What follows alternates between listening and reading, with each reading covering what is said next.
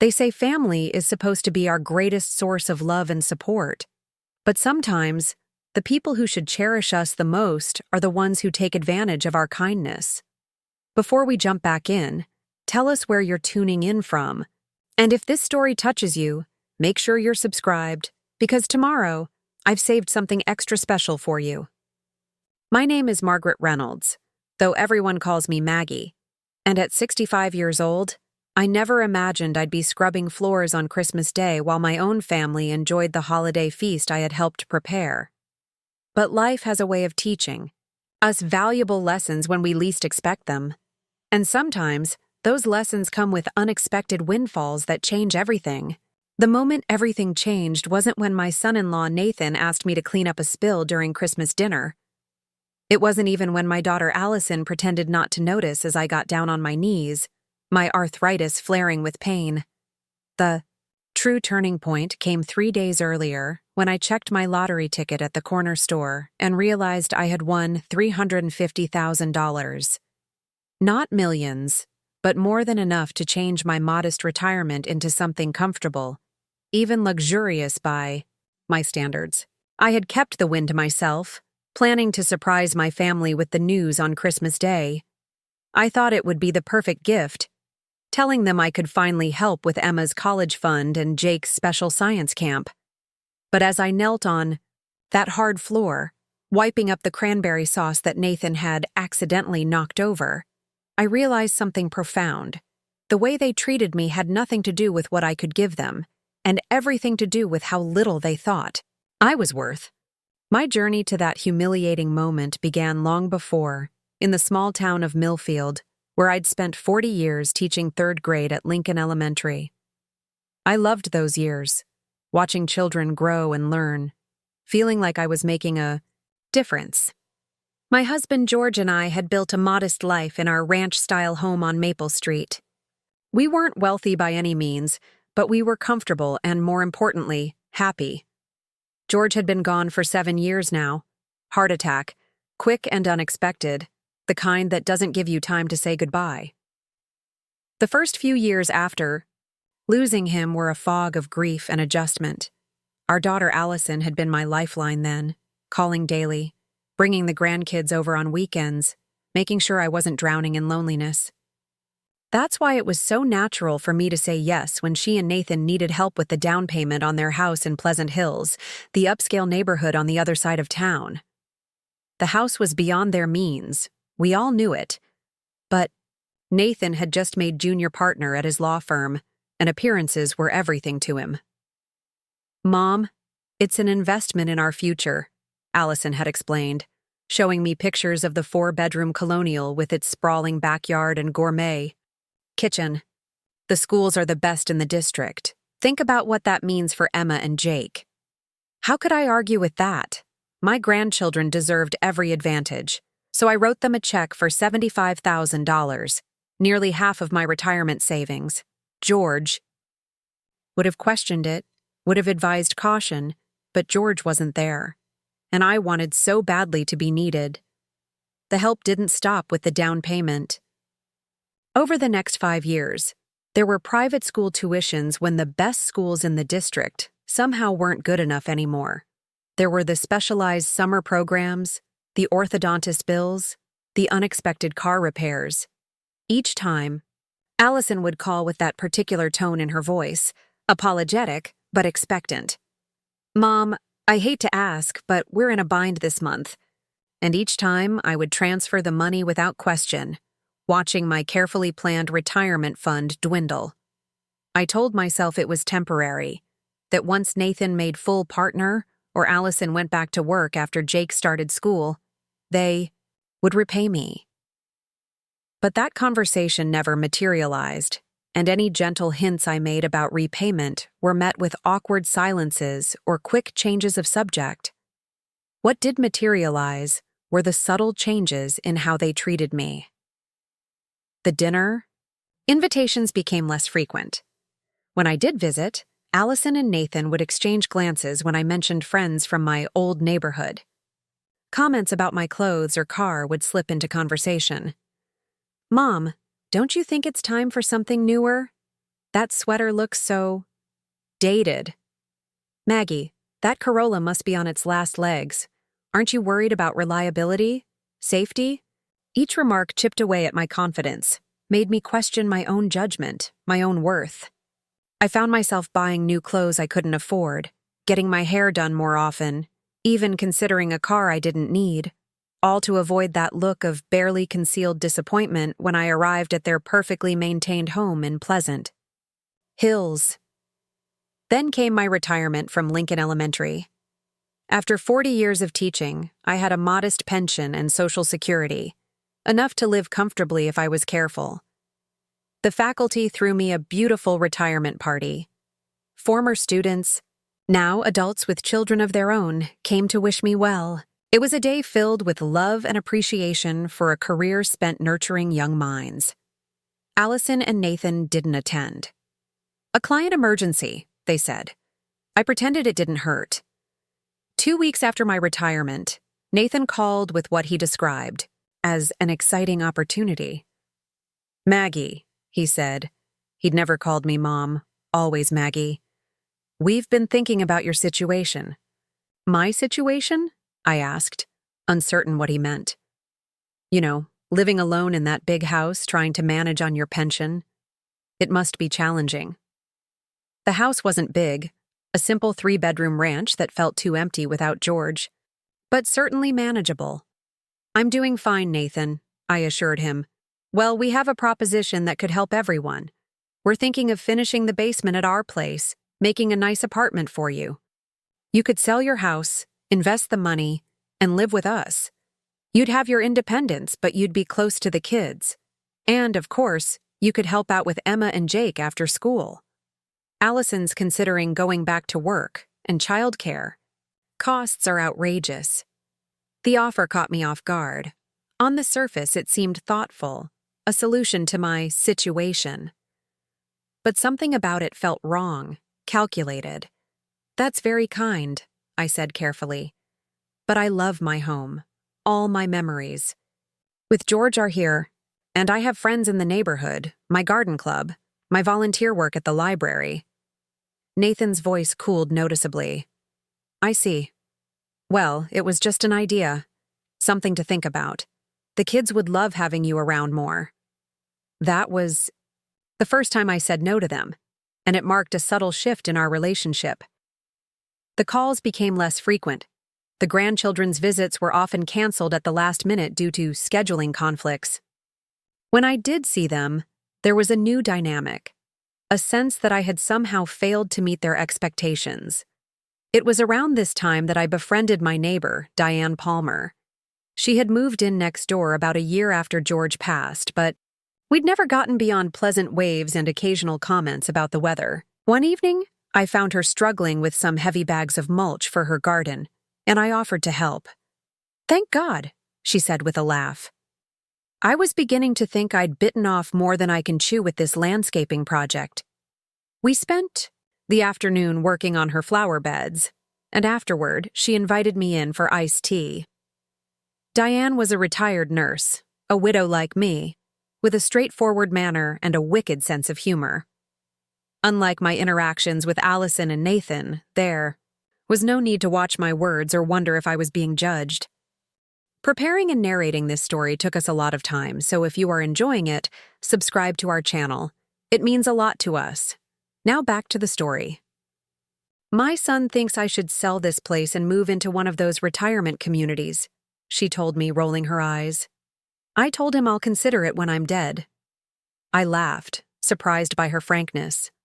My daughter and son-in-law want me to move into their basement, to help with childcare, they say. Diane gave me a knowing look. And to help with their mortgage, I bet. These big houses in nice neighborhoods don't pay for themselves. Her perception startled me. I hadn't told her about the money I'd given them over the years. You look surprised, she said, sipping her tea. Don't be.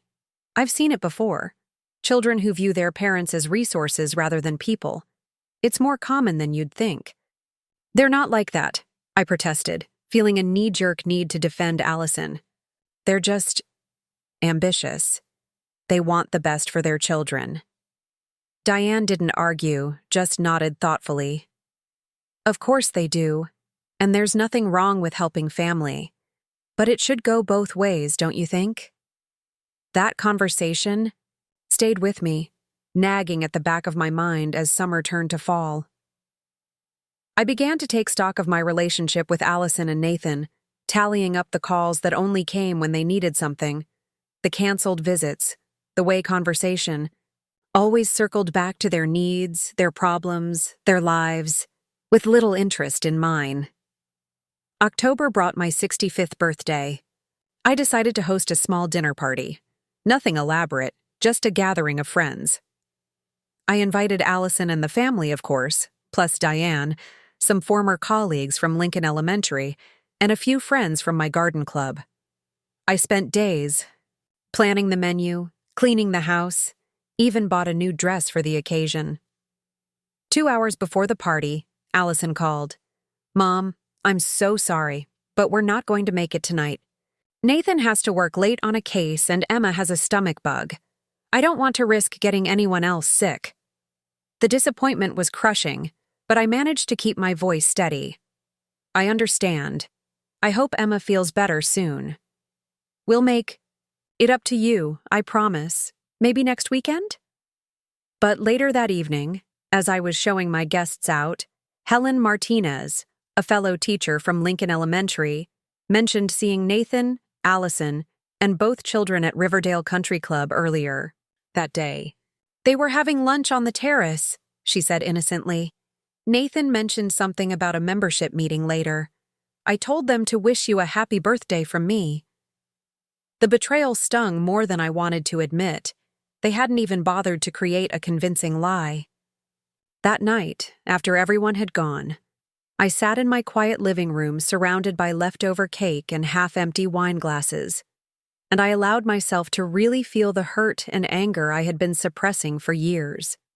The tears came hot and fast. Not just for the birthday slight, but for all the small indignities, the erosion of respect, the growing sense that I was valued not for who I was, but for what I could provide. In the morning, I made a decision. I would stop the automatic transfers I had set up to Allison's account. I would politely decline the next request for financial help. I would start saying no. The opportunity came sooner than I expected. The very next week, Allison called with her familiar, apologetic yet expectant tone. "Mom, I hate to ask, but Emma's school is planning this amazing STEM trip to Washington, D.C. in the spring. It's a great opportunity, but with the holidays coming up and Nathan's car needing repairs." I took a deep breath. "I'm sorry, sweetheart, but I can't help this time. My finances are getting tight, and I need to be more careful with my retirement funds." The silence on the other end of the line was deafening. "Tight?" Allison finally said, her voice rising slightly.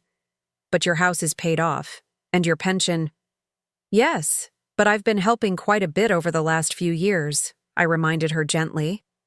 "And my pension only goes so far. I need to make sure I can take care of myself." "I see." Her voice had cooled considerably. "Well, I guess Emma will have to miss the trip. It's only a once-in-a-lifetime educational opportunity."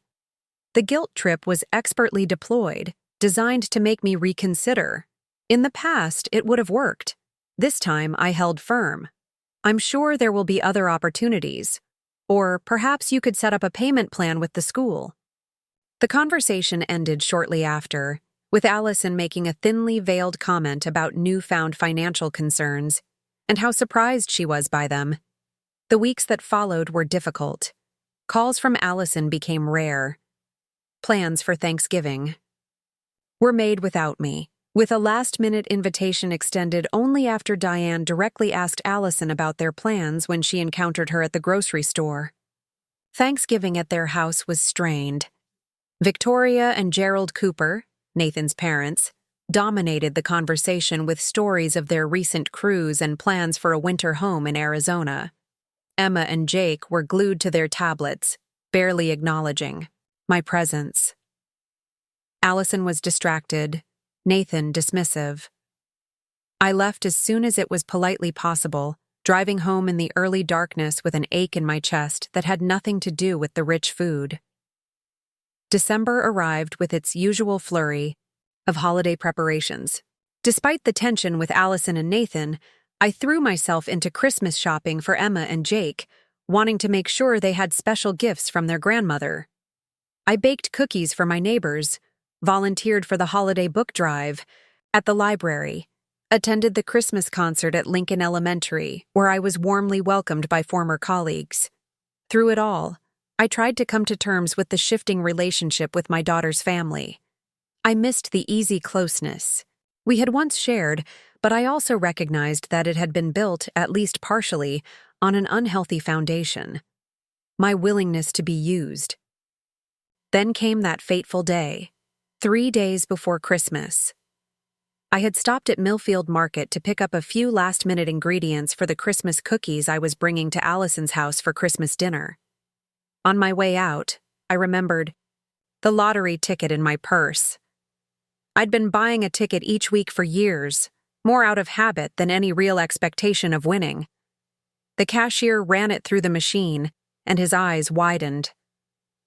"Mrs. Reynolds," he said in a hushed voice, "you need to sign the back of this ticket right now, and then you need to go directly to the lottery office in the city." "What? Why? Did I win something?" He nodded emphatically. "You won. You won big." The drive to the lottery office was surreal. I kept the ticket in my wallet, checking every few minutes to make sure it was still there. At the office, a kind woman named Patricia walked me through the verification process, explained the options for receiving my winnings, and discussed the importance of financial planning. $350,000 is a significant sum, she said. Not life-changing, in the way that millions would be, but enough to make a real difference in your retirement if managed wisely. I opted for the lump sum payment, which would come through after the new year. Patricia recommended keeping the news quiet until then. "Even with more modest wins like yours, people can come out of the woodwork with their hands out," she warned. "Family, friends, even strangers with sob stories." I thought about Allison and Nathan, about the thousands I had already given them, about Emma's STEM trip and Jake's science camp and all the other expenses that had somehow become my responsibility.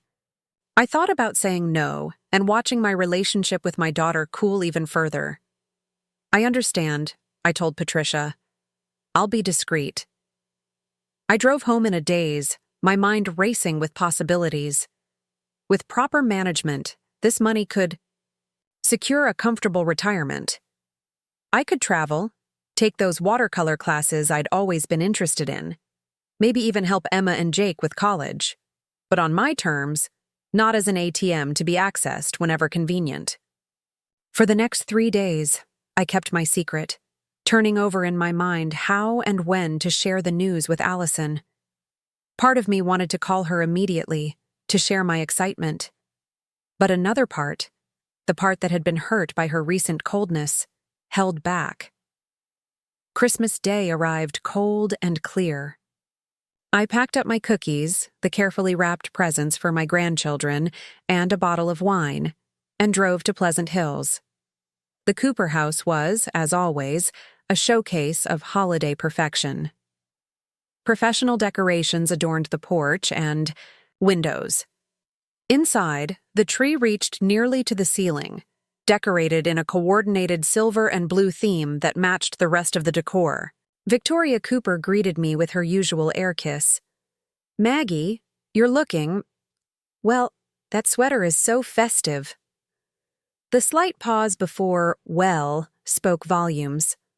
My Christmas sweater, hand-knitted by a student's grandmother years ago, clearly didn't meet the Cooper standard of elegance. Allison was in the kitchen, overseeing the final preparations for dinner. She accepted my hug with stiff politeness. "Merry Christmas, Mom. You can put the cookies with the other desserts, though we already have plenty." I bit back a retort, reminding myself that it was Christmas, a time for peace and goodwill. I found Emma and Jake in the family room, engrossed in new electronic devices. They barely looked up when I greeted them, offering distracted thanks for the presents I placed under the tree. Dinner was served at precisely 3 o'clock. The table looked like something from a magazine spread: fine china, crystal glasses, elaborate centerpieces. Nathan carved the turkey with theatrical flourish, basking in compliments from his parents. The conversation revolved around the Coopers' world, Nathan's recent court victory, Allison's plans to redecorate the master bedroom, Victoria and Gerald's new winter home in Scottsdale. When I mentioned my volunteer work at the library, Victoria's eyes glazed over, and Gerald checked his watch. Then came the moment that would change everything. Nathan reached for the cranberry sauce, his elbow knocking over his wine glass. The red liquid spread across the white tablecloth, dripping onto the hardwood floor. "Oh, for heaven's sake," Victoria exclaimed, dabbing at the spill with her napkin. Nathan looked directly at me. "Maggie, would you mind taking care of that? There are cleaning supplies under the kitchen sink." The table fell silent. Even Victoria seemed taken aback by the blatant request. "Nathan," Allison murmured, but there was no real objection in her voice, just mild embarrassment at his lack of subtlety. I looked around the table, at Nathan's expectant expression, at Allison's averted eyes, at Victoria's poorly concealed smirk, at my grandchildren who were too absorbed in their own worlds to notice the humiliation of their grandmother. And in that moment, something shifted inside me. A lifetime of accommodation, of putting others' needs before my own, of accepting less than I deserved. It all crystallized into a single clarifying thought. This stops now. I stood up slowly. "You know, Nathan, I think you're perfectly capable of cleaning up your own mess." His eyes widened in surprise. "Excuse me? You heard me. I'm not your maid. I'm not here to clean up after you." Nathan's face flushed with anger. "That's a bit of an overreaction to a simple request, don't you think? After everything we've done for you? Everything you've done for me?" The words escaped before I could stop them, fueled by years of accumulated hurt. "What exactly have you done for me, Nathan? Or perhaps we should talk about what I've done for you. The down payment on this house, the private school tuitions, the endless loans that were never repaid." "Mom," Allison finally found her voice. "That's enough. You're embarrassing yourself." "No, Allison. For once, I'm standing up for myself, and it's long overdue." Nathan's expression hardened. "If you're going to throw the financial help you've given in our faces, perhaps it's better if you leave. We don't need that kind of negativity on Christmas." "Negativity? Is that what you call it when someone refuses to be treated like a servant?" I reached into my purse and pulled out the confirmation letter from the lottery office. "I was going to share some good news with you today. I thought it might make for a happy Christmas surprise." I slid the paper across the table. Nathan picked it up, his eyes scanning the document. His face went pale. $350,000? He read aloud. "Mom, is this real?" Allison grabbed the paper from Nathan, her expression moving from disbelief to shock. "Very real," I confirmed. "I won last week." Victoria leaned forward, suddenly interested in what I had to say. "Well, this is certainly unexpected. Congratulations, Maggie." "Thank you, Victoria." I turned back to Allison and Nathan, who were exchanging rapid glances, clearly recalibrating their treatment of me in light of this new information. "I'll be receiving the funds after the new year. I plan to use them to secure my retirement and perhaps do some traveling." That's wonderful, Mom," Allison managed, her voice strained with forced enthusiasm. "We should celebrate." Nathan nodded vigorously. "Absolutely. This is fantastic news. I apologize for my tone earlier. Christmas stress. You know how it gets." I smiled, more sad than angry now. It's interesting how quickly your attitude changes when you think there might be something in it for you. The table fell silent again, the only sound the ticking of the ornate grandfather clock in the corner. "That's not fair," Allison finally said, though her voice lacked conviction. "Isn't it?" I gathered my purse and stood up. "I think I'll be going now. Merry Christmas, everyone." "Mom, wait." Allison followed me to the foyer. "Don't leave like this. It's Christmas. We can talk about this." I turned to face my daughter, seeing her, really seeing her, perhaps for the first time in years.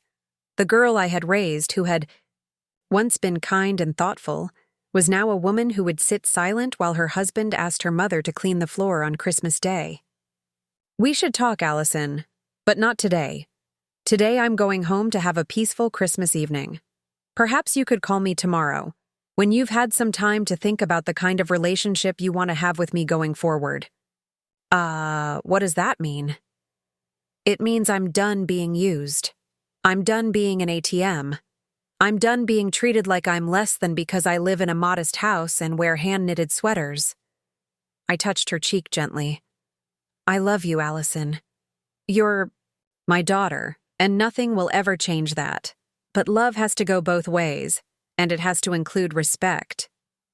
I left then, ignoring Nathan's calls from the dining room, Victoria's calculating gaze, and Gerald's bemused expression. As I drove home through the quiet streets of Millfield, Christmas lights twinkling in windows, I felt a curious mixture of sadness and liberation. The confrontation had been painful but necessary. For too long, I had allowed myself to be devalued and exploited by the people who should have cherished me most. The house was dark when I arrived, but as I turned the key in the lock, I was surprised to see lights coming on in Diane's place next door. A moment later, she appeared on her porch in a festive red sweater. "Maggie, you're home early. Everything all right?" I hesitated, then shook my head. "Not really. It's been a complicated day." Diane studied my face, then nodded decisively. "Come over. I've got leftover lasagna and a bottle of good red wine that's begging to be opened. No one should be alone. On Christmas after a complicated day." As I followed her across the yard, I felt something unexpected, a sense of possibility, of new beginnings. I had lost something today, but perhaps I had gained something more valuable. The knowledge that I was worth more than I had settled for, and the courage to insist on the respect I deserved. The future stretched before me, uncertain but full of promise, and for the first time in a very long time I was genuinely excited to see what it might hold. The morning after Christmas dawned with a clarity I hadn't felt in years. I sat at my kitchen table, cradling a cup of coffee, watching the winter sun illuminate my modest backyard. The previous night, after leaving the disastrous dinner at Allison and Nathan's, I had ended up spending hours at Diane's house. We shared wine and leftover lasagna, and I found myself telling her everything: the years of financial support, the gradual erosion of respect, and finally, the lottery win that had changed my perspective on what I'd been allowing to happen. "You know what strikes me about all this?" Diane had said, refilling our glasses. "You didn't set a boundary because you won money. You set it because you finally recognized your own worth." Her observation resonated with me as I sat in my quiet kitchen. The lottery win hadn't created my newfound resolve. It had simply provided the catalyst for a recognition that was long overdue. I deserved better than what I had been accepting. My phone had been suspiciously silent since I'd left Pleasant Hills. No calls from Allison, no text messages asking me to reconsider my abrupt departure. Just silence, which spoke volumes about where I stood in their priorities when there wasn't an immediate financial benefit involved. Around noon, the doorbell rang. I opened it to find Diane on my porch, bundled against the December chill, holding a plate of Christmas cookies. "Thought you might need reinforcements today," she said with a sympathetic smile. "Holiday fallout can be rough." I invited her in gratefully. We settled in the living room, where she eyed the Christmas tree in the corner, unlit with a modest collection of presents still wrapped beneath it. Gifts for Emma and Jake that I hadn't had the chance to give them. They haven't called, I admitted, following her gaze to the abandoned presents. Diane nodded, unsurprised. Give it time. Once the shock wears off, they'll reach out. Probably with a carefully crafted approach to make sure they stay in the running for some of that lottery money. You're cynical, I observed, though I couldn't disagree with her assessment. I prefer the term realistic, she countered with a wry smile.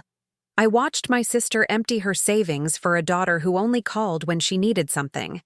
When there was nothing left to give, the calls stopped. It's a pattern I've seen more times than I care to count. Her words reminded me of something George used to say. People show you who they are. Believe them the first time. I had been refusing to see who Allison and Nathan had become, clinging instead to the relationship I wished we had. My phone rang, interrupting my thoughts. Allison's name flashed on the screen. Diane raised an eyebrow. Right on cue. I hesitated, then answered. Hello, Allison. Mom? Her voice was carefully modulated, conciliatory. I've been thinking about yesterday. Things got out of hand and I want to apologize. Thank you, I said simply, waiting. We were hoping you might come back over today. The kids didn't get to open their presents from you and, well, we all feel terrible about how things ended. I closed my eyes, sensing the underlying agenda. All of you? Including Nathan? A pause. He feels bad about his behavior. You know how he gets when his parents are here. He tries so hard to impress them. At my expense, I said quietly. Mom, please, it's the holidays. Can't we just move past this and be a family? The old me would have acquiesced immediately, desperate to smooth things over, to maintain the illusion of familial harmony at any cost. But the woman who had walked out of their house yesterday saw things differently. I think we need to have an honest conversation before we can move forward, I said. About respect, about financial boundaries, about the kind of relationship we want to have. Another pause, longer this time. Of course, we can talk about anything you want. Why don't you come for dinner tonight? Just the four of us, no in-laws. I considered the invitation. As much as I craved resolution, I sensed that returning to their territory would automatically put me at a disadvantage. Falling back into established patterns would be too easy in familiar surroundings. I think it would be better if you and Nathan came here, I suggested. Around 6? I'll make lasagna. The slight intake of breath on the other end of the line told me Allison was surprised by my counterproposal. I had never before insisted on my preferences when they conflicted with her convenience. I suppose we could do that, she said finally. What about the kids? If you can arrange a sitter, I think it would be good for us adults to talk privately first. I'd love to see Emma and Jake soon, though. All right, 6 o'clock at your place. After hanging up, I caught Diane watching me with something like pride. Look at you, setting terms. The new Maggie Reynolds is quite impressive. I felt a flutter of anxiety mixed with determination. I just hope I can maintain this resolve when they're actually here. Diane stood up, gathering her purse. You've already taken the hardest step. Now you just need to remember what you're worth. She headed toward the door, then turned back. Call me tomorrow? I want a full report. After she left, I busied myself preparing for the evening ahead. I made Aunt Rita's famous lasagna, a recipe I hadn't used since George's last birthday. As I layered noodles, ricotta, and sauce, I thought about what I wanted to say to Allison and Nathan. This wasn't just about the money I'd given them over the years, or even about Nathan's disrespect at Christmas dinner. It was about establishing a new foundation for our relationship moving forward, one built on mutual respect rather than financial dependence. At precisely 6 o'clock, the doorbell rang. I smoothed my hands over the simple black slacks and emerald green sweater I'd chosen, comfortable clothes that made me feel confident in my own home. Allison looked uncharacteristically, Nervous when I opened the door, clutching a bouquet of winter flowers and a bottle of wine, Nathan stood slightly behind her, his expression carefully neutral. "Mom," Allison stepped forward to hug me. "These are for you." "Thank you. They're lovely." I accepted the flowers and wine, then stepped back to let them enter. "Come in. Dinner's almost ready." Nathan hesitated before leaning in for an awkward half hug. "Maggie, thanks for having us over." The formality in his tone wasn't lost on me. This was Nathan in damage control mode, a side of him I'd seen directed at others, but rarely at me. I led them into the living room, noting how Allison's eyes darted around, taking in details of my modest home with new awareness. Had the lottery win changed how she saw my living situation? Or was she simply looking at her childhood home through adult eyes, recognizing its worth beyond its market value? "Can I get you something to drink?" I offered. "I have that wine you brought, or there's coffee, tea." "Wine would be great," Allison said quickly. Nathan nodded agreement. "I'll help you open it." In the kitchen, he made a show of finding the corkscrew exactly where it had always been, in the drawer next to the sink, and efficiently opening the bottle. A domestic performance designed to demonstrate thoughtfulness. "Maggie," he began, his voice low as he poured 3 glasses. "About yesterday. I want to apologize for my behavior. It was completely inappropriate." I studied his face, searching for sincerity. "Why was it inappropriate, Nathan?" The question seemed to throw him. "Well, I shouldn't have asked you to clean up the spill. It was rude." "It wasn't just rude. It was demeaning. Did you actually think about what you were asking? For me to get down on my knees and scrub your floor while everyone else continued enjoying the holiday meal?" He had the grace to look genuinely uncomfortable. "I wasn't thinking. It was a knee-jerk reaction." "That's what concerns me," I said quietly. "Your knee-jerk reaction was to treat me as less than, as someone whose time and dignity matter less than yours." Nathan started to respond, but I held up a hand. "Let's take the wine into the living room. We should have this conversation with Allison."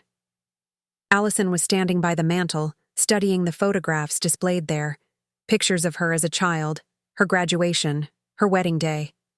George and me on our 30th anniversary trip to Maine. Recent school photos of Emma and Jake. "Hard to believe how fast they're growing," I commented, handing her a glass of wine. She turned, smiling tentatively. "Jake lost another tooth last week. He's convinced the tooth fairy has an inflation-adjusted payment scale." The slight return to normalcy eased some of the tension. We sat down, Allison and Nathan on the sofa, me in George's old armchair. "I'm glad you both came tonight," I began, cradling my wine glass.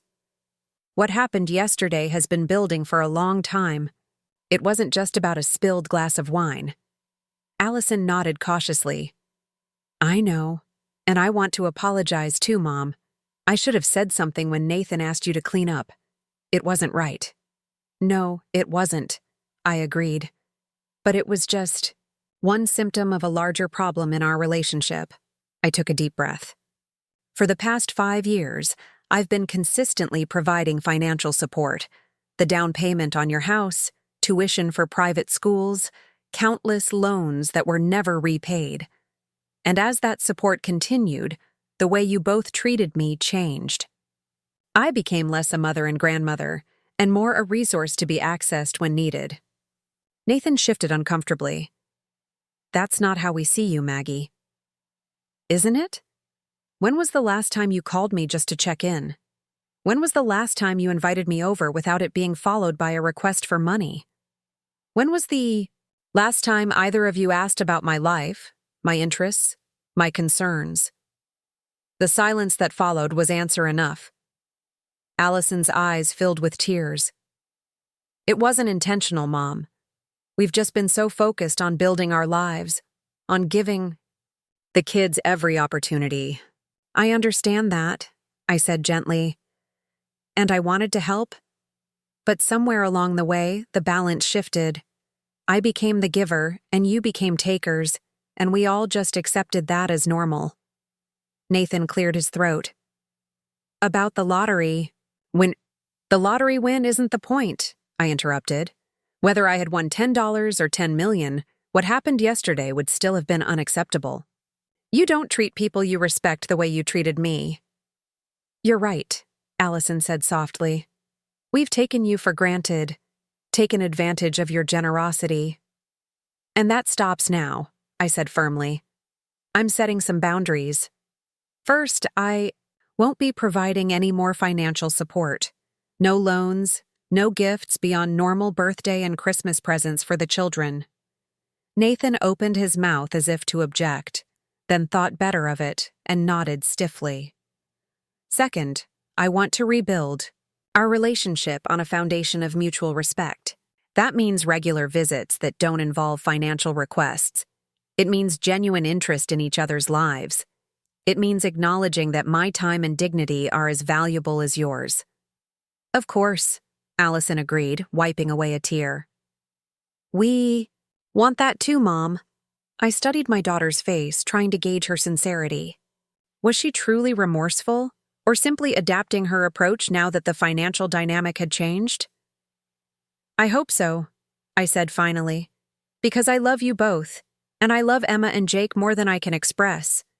But I won't continue in a relationship where I'm valued only for what I can provide. Nathan set his wine glass down carefully. Maggie, I know my behavior yesterday was inexcusable, but I hope you'll believe me when I say it doesn't reflect how I truly feel about you. Your family, you're Emma and Jake's grandmother. We want you in our lives. I want that too, I assured him. But it has to be different moving forward. The timer on the oven buzzed, breaking the moment of tension. That's the lasagna, I stood up. Shall we continue this conversation over dinner? In the dining room, as we served ourselves from the steaming lasagna pan, the conversation gradually shifted to lighter topics. Allison shared a funny story about Jake's holiday concert at school. Nathan talked about a pro bono case he was working on for a local veteran. I told them about my plans to take a watercolor class at the community center starting in January. It was the most normal conversation we'd had in years. No underlying current of financial expectation, no carefully constructed narratives designed to highlight their needs. Just family sharing the events of their lives. As we finished dessert, apple pie with ice cream, Allison brought the conversation back to more serious matters. Mom, about the lottery win. I want you to know that we're happy for you. Truly, you deserve it. Nathan nodded agreement. Absolutely. After all your years of hard work, you should enjoy this windfall however you choose. I appreciated the sentiment, even if I recognize the effort it took for them to say it. Thank you. I'm still figuring out exactly what I want to do, but I'm thinking about some travel. There are places George and I always talked about visiting. The Grand Canyon, New England in the fall. That sounds wonderful, Allison said, and I was touched to see genuine enthusiasm in her eyes. Dad would have loved that. I'm also considering renovating the bathroom, I added. The shower has seen better days. Nathan nodded thoughtfully. Smart investment. Updates like that add value to the property. Always the practical consideration, I noted. But at least he wasn't suggesting I sell the house and move into their basement anymore. After dinner, as they prepared to leave, Allison hugged me tightly. I'm so sorry, Mom, for yesterday, for everything. We'll do better, I promise. I returned her embrace, hoping her words were sincere. I know you will, and I hope you'll bring Emma and Jake over soon. I miss them. How about this weekend, she suggested. We could have lunch, they could open their presents. I'd like that very much. After they left, I sat in the quiet of my living room, reflecting on the evening. It had gone better than I'd anticipated. There had been genuine moments of connection, of understanding. Whether those moments would translate Until lasting change remained to be seen, but it was a start. My phone pinged with a text message from Diane. "How did it go?" I smiled, typing back, "Surprisingly well. We'll tell you all about it tomorrow." She replied with a thumbs-up emoji and added, "Proud of you for standing your ground." Her support warmed me. In the wake of my confrontation with Allison and Nathan, I was discovering the value of friendships based on mutual respect and genuine caring, relationships that didn't come with strings attached or expectations of financial support. The next morning, I woke with a sense of purpose that had been missing for too long. After breakfast, I made 2 important phone calls. The first was to a financial advisor recommended by the lottery office, setting up an appointment for the following week to discuss how best to manage my windfall. The second call was to Frank Wilson, a recent widower who had moved to Millfield 6 months ago and joined the Library Volunteers program where I helped out twice a week. We had struck up a friendship over shared duties, shelving books, and a mutual appreciation for mystery novels. He had asked me to coffee several times, and I had always declined, making excuses about being too busy or having commitments with my grandchildren. The truth was, I had been afraid of opening myself up to new possibilities, afraid of disappointing Allison, who had made it clear she wasn't comfortable with the idea of me dating, afraid of betraying George's memory. But the woman who had stood up to Nathan and Allison at Christmas dinner was less afraid. She was ready to explore what else life might have to offer. Frank answered on the 3rd ring, his deep voice warm with surprise when he realized who was calling. "Maggie, this is a pleasant surprise. Frank, I was wondering if that offer of coffee is still open. I'd love to take you up on it if you're free this afternoon." The slight pause before he responded made me wonder if I'd been too forward. But then he said, "I'd be delighted. How about the Riverside Cafe at 2? They make a wonderful cinnamon latte." "Perfect. I'll see you then." After hanging up, I felt a flutter of anxiety mixed with excitement. It wasn't a date, exactly, just coffee with a friend. But it represented something significant. A choice to prioritize my own happiness, to say yes to new experiences instead of constantly deferring my life to accommodate others. The Riverside Cafe was a cozy establishment near the public library, with worn leather armchairs and a wall of bookshelves filled with volumes left behind by patrons over the years. Frank was already there when I arrived, sitting at a corner table with 2 steaming mugs. He stood when he saw me, his smile genuine. "I took the liberty of ordering you a cinnamon latte. I hope that's all right." "It's perfect," I assured him, settling into the chair across from him. "Thank you for meeting me on such short notice." "I've been hoping you'd call," he admitted, though I have to confess, I'd almost given up. I wrapped my hands around the warm mug. "I've been preoccupied with family matters, but I'm working on creating more balance in my life." "That sounds like a story," he observed, his kind eyes inviting confidence without pressure. Surprisingly, I found myself telling him about the events of the past few days, the Christmas dinner debacle, the lottery win, the long-overdue conversation with Allison and Nathan. I left out specific details about amounts of money, but shared the emotional journey that had led me to this cafe on a December afternoon.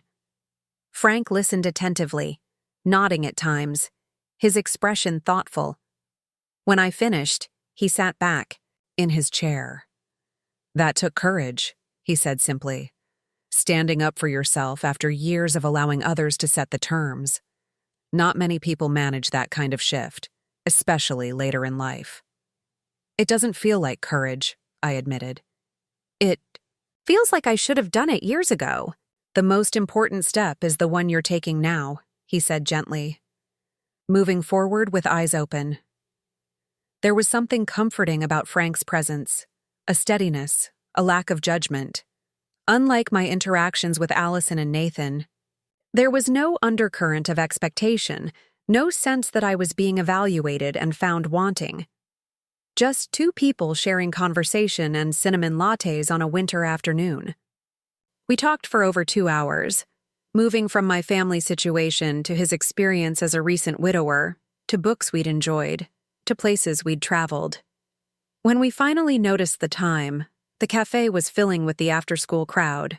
Teenagers, laughing over shared smartphones, young mothers with children in tow. "I should be going," I said reluctantly. "I promised to drop off some books at Helen's house." Frank walked me to my car, his hand lightly touching my elbow as we navigated an icy patch on the sidewalk. "I enjoyed this, Maggie. Very much." "So, did I?" I admitted. "Perhaps we could do it again, maybe dinner next time?" The invitation hung in the air between us, gently offered with no pressure. Another choice point. Another opportunity to say yes to my own happiness. "I'd like that," I said softly. His smile warmed something inside me that had been cold for too long. "How about Saturday? I know a little Italian place just outside of town. Red checkered tablecloths, candles and wine bottles, classic and unpretentious." "Saturday? Sounds perfect."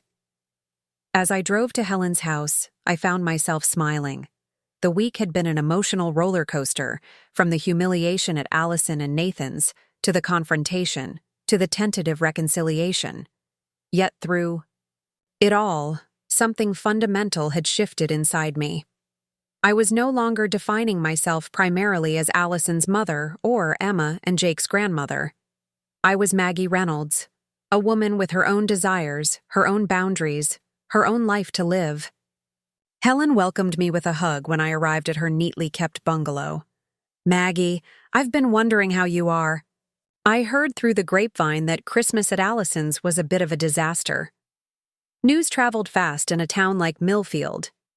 "It was eventful," I acknowledged, handing her the bag of books I'd brought, mysteries she'd been wanting to read. "But perhaps necessary." Helen led me into her kitchen, where the kettle was already whistling for tea.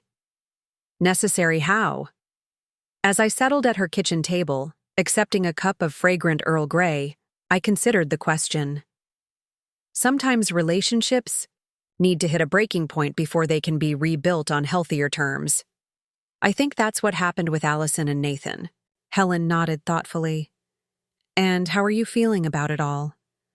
"Surprisingly good," I admitted, like I've reclaimed something essential that I'd allowed to slip away. "Your self-respect," Helen suggested. "Exactly that." We chatted about the upcoming community center fundraiser, about the book club selection for January, about Helen's plans to visit her daughter in Arizona next month. Normal, everyday conversation between friends, the kind of exchange that nurtures without demanding. As I was leaving, Helen handed me a small wrapped package. "I forgot to give you this at your birthday dinner. Better late than never." Inside was a beautiful hand-bound journal with my initials embossed on the leather cover.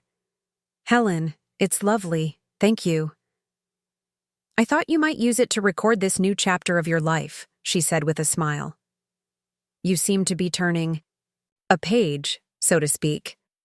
On the drive home, I thought about Helen's observation. I was indeed turning a page, starting a new chapter that would be defined by self-respect, by boundaries, by making choices that honored my own worth rather than constantly deferring to others' expectations. The lottery win would provide financial freedom, but the real liberation had come from within. From the moment I decided that I deserved better than what I had been accepting. Money hadn't created that awareness. It had simply highlighted what was already there, waiting to be acknowledged. As I pulled into my driveway, I noticed a small package on my front porch, a gift bag with a card attached. Curious, I picked it up as I unlocked the door. Inside the house, I opened the card to find Allison's handwriting. "Mom, I found this while cleaning out some old boxes. Thought you might want to have it. Love, Allison." The gift bag contained a framed photograph I hadn't seen in years, George and me on our wedding day, laughing as we fed each other cake. Not posed or formal, but a genuine moment of joy captured by an unseen photographer. I traced the edge of the frame, remembering that day so clearly. the hope, the love, the absolute certainty that we were embarking on something precious and lasting. George would have been proud of me for finally standing up for myself, for refusing to be diminished by those who should have valued me most. "I wish you were here to see this new chapter," I whispered to his smiling image. "But I think maybe—" "You are, in your way." Setting the photograph on the mantel, I felt a sense of continuity, past flowing into present, informing but not dictating what came next. The woman I had been with George was part of who I was becoming now. Stronger, more aware of my own worth, ready to create a life that reflected that understanding. The next day, 3 days after Christmas, I visited the community center to inquire about the watercolor classes I'd mentioned to Allison and Nathan. I had been talking about taking art classes for years, always finding reasons to postpone. Too busy with grandchildren, too tired from extra shifts at the school where I'd volunteered after retirement, too many other priorities that seemed more pressing. The woman at the reception desk, Carol Schmidt, greeted me warmly. "Maggie, happy holidays. What brings you in today?" "I'm interested in signing up for the watercolor class that starts in January." Carol's face lit up. "Wonderful. I think you'll love it. Martin is a fantastic teacher, patient but encouraging." She handed me a registration form. "The class meets twice a week, Tuesdays and Thursdays from 10 to noon. There's still space available." As I filled out the form, committing to something I had wanted for so long, I felt a quiet satisfaction, a sense of aligning my actions with my newfound understanding of my own worth. Small steps, perhaps, but significant ones. Standing up. To Nathan and Allison. Accepting Frank's invitation. Signing up for the watercolor class. Each choice a declaration. I matter. My happiness matters. My time matters. Walking home from the community center, I passed the Eastside Gardens, a community garden project that had been established the previous spring. Despite the winter barrenness, there was a beauty to the carefully laid out plots, the sturdy raised beds waiting for the renewal of spring. A woman about my age was working in one of the plots, clearing away dead vegetation. She looked up as I paused, offering a friendly wave. "Are you interested in gardening?" she called. "We have a few plots available for the spring planting season." I approached the garden gate. "I might be. I've always loved growing things, but I've been limited to containers on my patio the last few years." The woman introduced herself as Eleanor Johnson, the garden coordinator. "We're a friendly bunch. All skill levels welcome. It's as much about community as it is about vegetables." I found myself thinking about the empty hours I had filled with worry over Allison and Nathan's financial situations. Hours that could have been spent cultivating my own interests, my own connections. "How do I sign up?" Eleanor's face creased in a wide smile. "Just like that? I like your decisiveness." "I'm working on saying yes to things that bring me joy," I explained. "It's a new practice." She nodded approvingly. "A good practice at any age, but especially at ours. Too many people miss out on the richness of their later years because they're stuck in patterns that no longer serve them." Her words resonated deeply. I had been stuck in patterns that diminished rather than enriched my life. Always giving, rarely receiving. Always accommodating, rarely asking. Always supporting, rarely being supported. No more. By the time I returned home, there was a voicemail from Allison confirming our lunch plans for the weekend. "We're all looking forward to it, Mom. Emma's been asking when she gets to see you." The simplicity of the message, no underlying requests for money, no subtle manipulation, felt like progress. Small steps toward rebuilding our relationship on healthier terms. As evening fell, I sat in my living room with a cup of tea and the journal Helen had given me. Opening to the first page, I began to write. Today marks the beginning of a new chapter. For too long, I've allowed others to determine my worth, to set the terms of our relationship, to take more than they gave. No more. From this day forward, I choose respect, both giving and receiving it. I choose joy. I choose to fill my life with people who value me for who I am, not what I can provide. I choose to see myself as George saw me, as worthy of love, of kindness, of consideration. This is my promise to myself. The words on the page stared back at me, a contract with myself. A declaration of independence from patterns that had diminished me for too long. Outside, a light snow began to fall, dusting the world with pristine whiteness, a clean slate, a new beginning. Like the garden plots waiting for spring, I was preparing the ground for something new to grow. Something nourished by self-respect, by boundaries, by the courage to claim the life I deserved. The lottery win would certainly make many things easier. But the real treasure had been finding the strength to stand up for myself, to refuse to be less than I was, to demand the respect I had earned through a lifetime of giving. That strength had always been within me, waiting to be claimed. And now that I had found it, I had no intention of ever letting it go again. Saturday arrived with a gentle snowfall that blanketed Millfield in crystalline white. I had spent the morning preparing for lunch with Allison and the grandchildren, making Emma's favorite mac and cheese, and setting out the Christmas presents that had remained unopened. The house felt warm and inviting, scented with cinnamon from the apple cider simmering on the stove. When the doorbell rang at noon, I opened it to find Emma and Jake bouncing with excitement on the porch, their breath visible in the cold air. Behind them stood Allison, her expression cautiously optimistic, and Nathan, noticeably absent. "Grandma!" Emma launched herself into my arms. At 12, she was at that precarious age between childhood and adolescence, sometimes distant and aloof, other times openly affectionate. Today, thankfully, affection won out. Jake followed with a more restrained hug. "Mom said you have presents for us," he stage whispered, making Allison roll her eyes. "Jake, that's not polite." I laughed, delighted by his transparency. "I certainly do have presents. Come in out of the cold, all of you."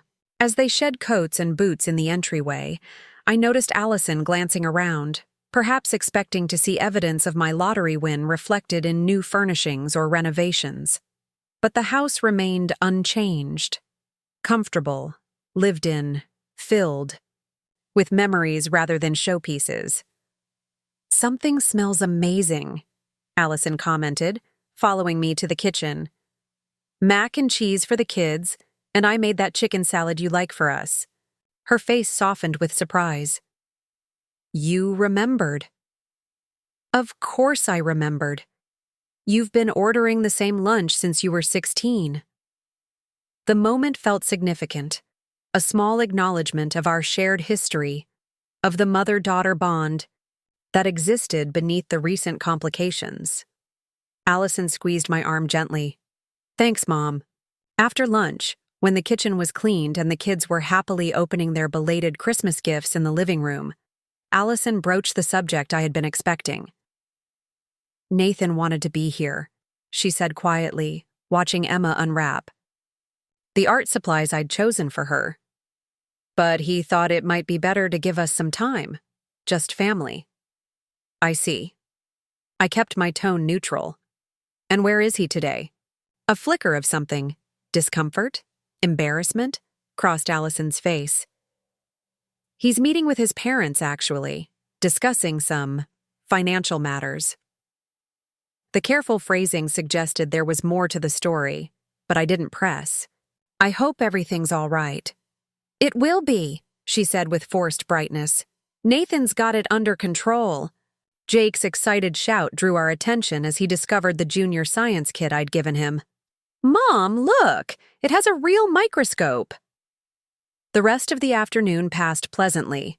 We played board games, drank hot chocolate, and heard detailed accounts of the children's school adventures. There was an ease to our interaction that had been missing for years. a natural flow unmarred by undertones of financial expectation or social judgment. As they prepared to leave, Emma hugged me tightly. "Can I come over after school sometimes, just to hang out?" The request touched me deeply. "Any time, sweetheart. You're always welcome here." Allison hesitated at the door. "Mom, I've been thinking about our conversation the other night, about rebuilding our relationship." She took a deep breath. "There's something you should know. About Nathan. About our situation." My heart quickened. "What is it?" She glanced at the children, already heading toward the car. "Not now. Can we talk tomorrow? Maybe coffee, just the two of us?" "Of course. The Riverside Cafe at 10? "Perfect." She squeezed my hand. "And Mom, thank you for today, for everything." As I watched them drive away, I felt a mixture of contentment and curiosity. The afternoon had been a genuine reconnection, unshadowed by the dynamics that had dominated our relationship for so long. But what was Allison holding back about Nathan? What revelation was significant enough to warrant a separate meeting, away from the children's ears? My evening plans included dinner with Frank at the Italian restaurant he'd mentioned. Despite my anticipation, I found my thoughts returning to Allison's cryptic comment. Whatever she needed to share, it clearly weighed on her. I hoped it wasn't another financial crisis, another attempt to re-establish the pattern we'd only just begun to break. When Frank arrived to pick me up at 7, my concerns were temporarily set aside. He looked handsome in a charcoal blazer, his silver hair neatly combed, his eyes warm with appreciation as he took in my appearance. "Maggie, you look beautiful," he said, handing me a small bouquet of winter flowers, white roses and sprigs of holly. "These are for you." The simple courtesy touched me. How long had it been since someone had brought me flowers, had noticed what I was wearing or taken care with their own appearance on my account? "Thank you," I said, feeling a slight flush rise to my cheeks. "They're lovely."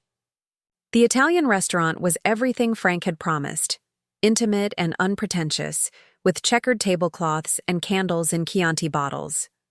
The owner, an elderly Italian man named Giuseppe, greeted Frank by name and led us to a corner table with a view of the snow-covered patio.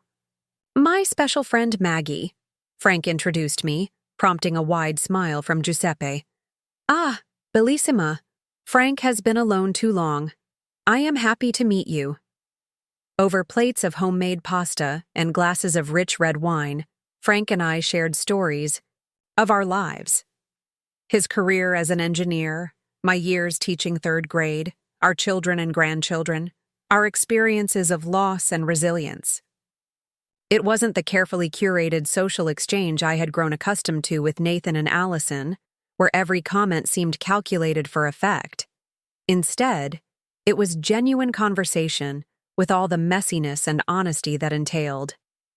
"What made you decide to call me?" Frank asked as we lingered over tiramisu. After turning me down so many times, I considered his question. "I've been reevaluating a lot of things lately. One of them is the habit of saying no to experiences that might bring me joy."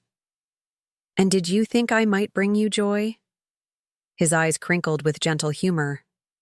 "I thought you might bring me interesting conversation and good Italian food," I replied with a smile. "So far, I've been right on both counts." He laughed, reaching across the table to cover my hand with his. "I'll take that as a promising start." It was nearly 11 when Frank walked me to my door. The night was clear and cold, stars shimmering above the quiet street.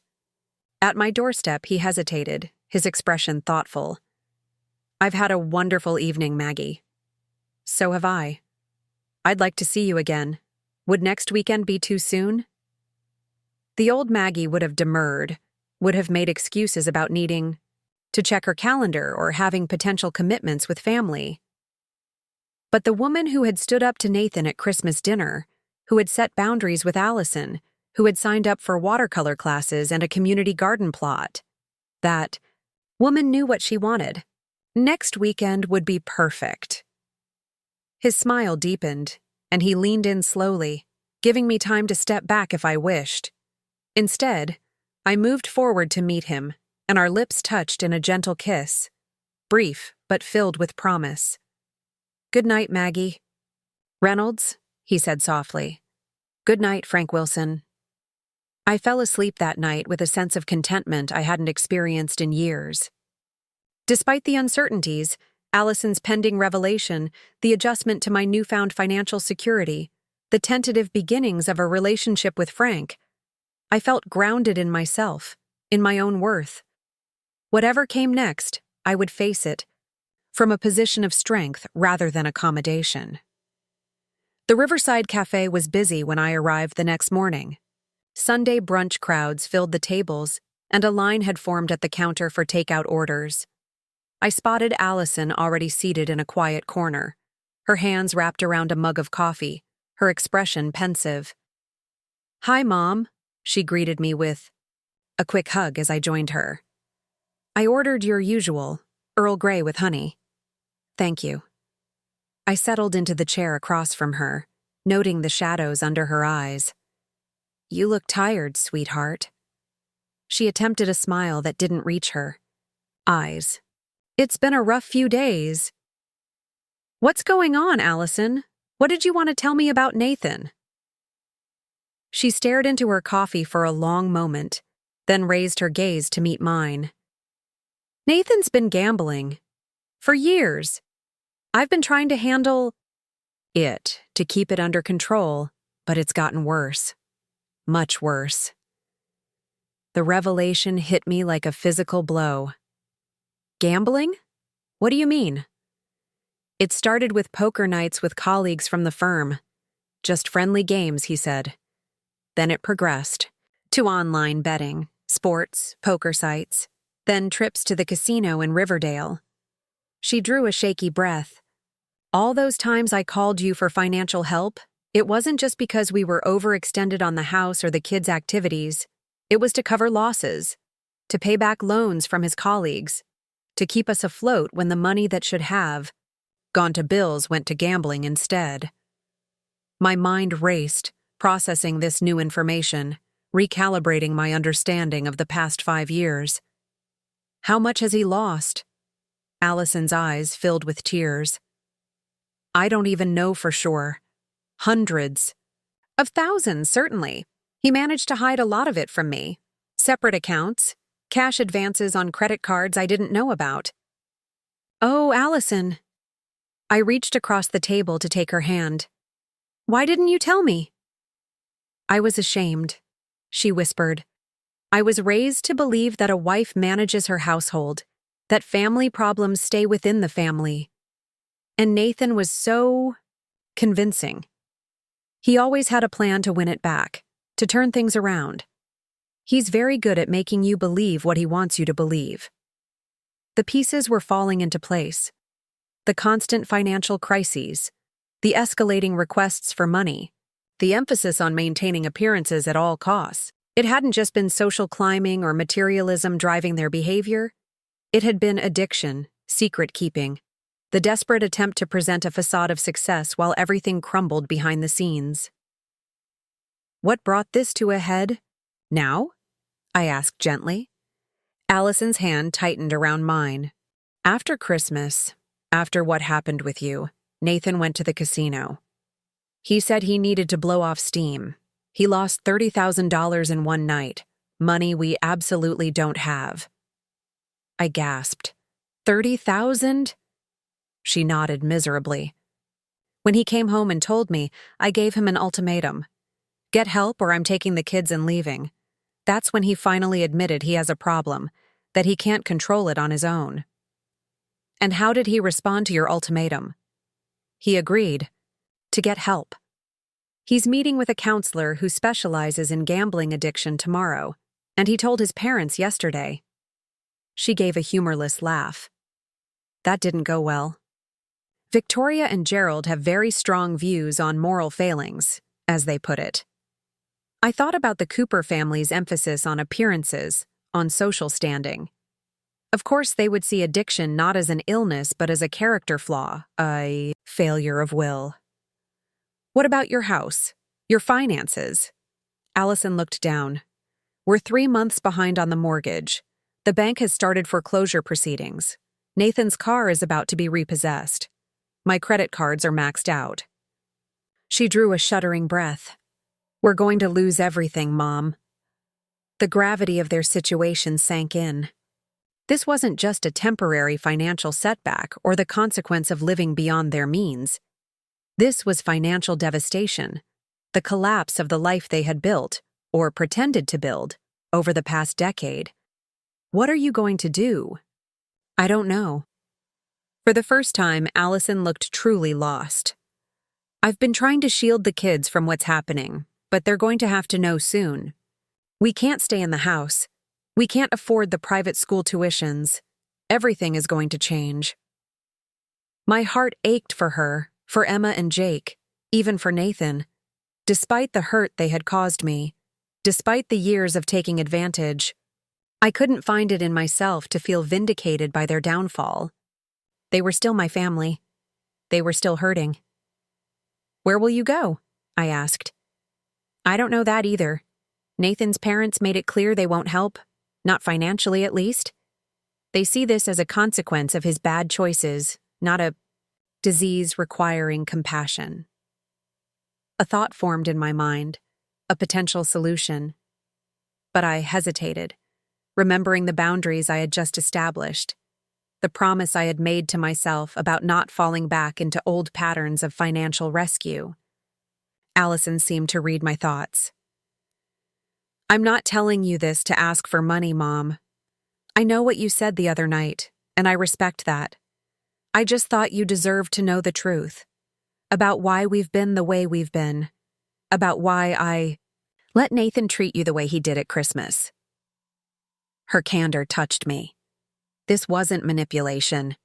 It was honesty. Painful, difficult honesty. Thank you for telling me, I said simply. For trusting me with the truth. She wiped away a tear. I'm so sorry, Mom, for everything, for taking advantage of your generosity, for not standing up for you when Nathan was disrespectful, for putting appearances ahead of what really matters. I know you are. I squeezed her hand. What matters now is moving forward, getting Nathan the help he needs, figuring out next steps for all of you. We spent the next hour discussing practical matters, where they might find affordable housing, how to talk to the children about the changes ahead, what resources were available for families affected by gambling addiction. Throughout the conversation, I was struck by Allison's resilience, her willingness to face difficult realities head-on. The entitled woman who had sat silently while her husband asked me to clean the floor was being replaced by someone stronger, more authentic. As we prepared to leave, Allison hugged me tightly. Thank you for listening, for not judging, for not saying I told you so. That's what mothers do, I said simply. And Allison, whatever happens next, you're not alone. We'll figure this out together. The drive home gave me time to process what I had learned. Nathan's gambling addiction explained so much about their behavior over the years, but it didn't excuse it. They had still made choices that had hurt me, that had taken advantage of my generosity, that had diminished my place in their lives when I wasn't financially useful. Yet, understanding the context softened my anger, replaced it with a more complex mixture of emotions. Sadness for the pain they were experiencing, concern for my grandchildren's welfare, cautious hope that this crisis might lead to genuine healing. Both, for Nathan's addiction and for our family relationships. When I arrived home, I found Diane shoveling the walkway between our houses. She waved when she saw me, leaning on her shovel. How was coffee with Allison? She called. Everything all right? I wasn't ready to share the details of what I had learned. That was Allison's story to tell, not mine. It was good. Difficult, but good. We're working through some things. Diane nodded, understanding my reticence. And how was your date with Frank last night?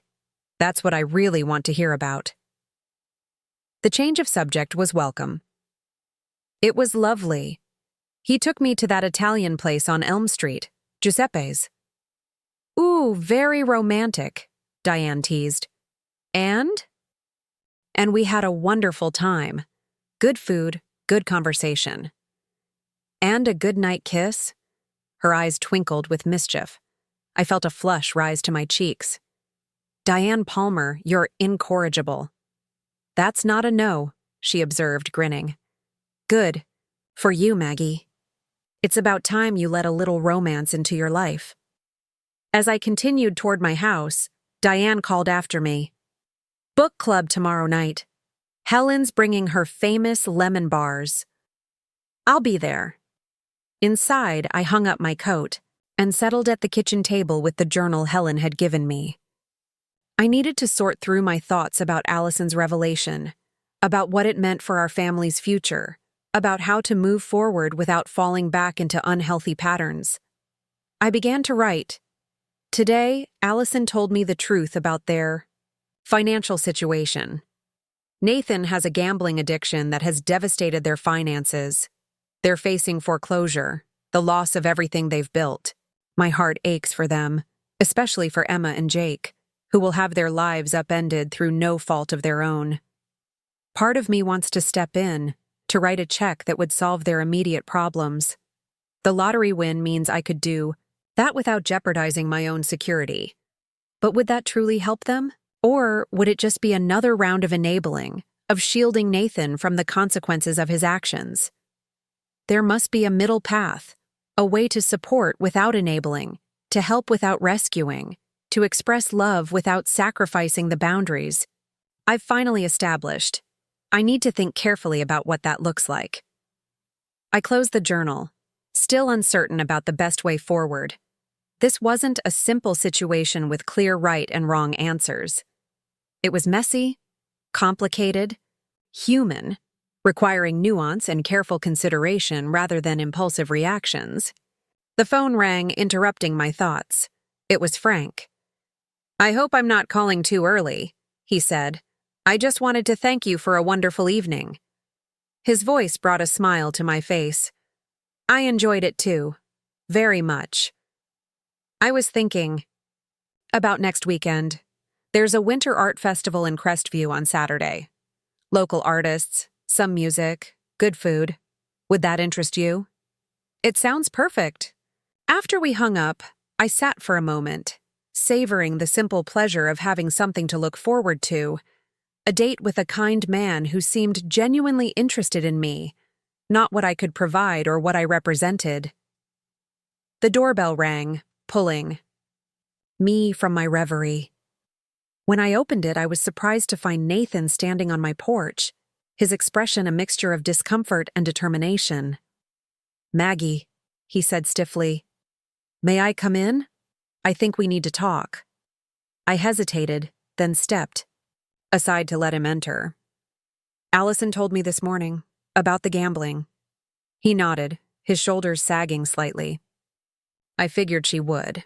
That's partly why I'm here.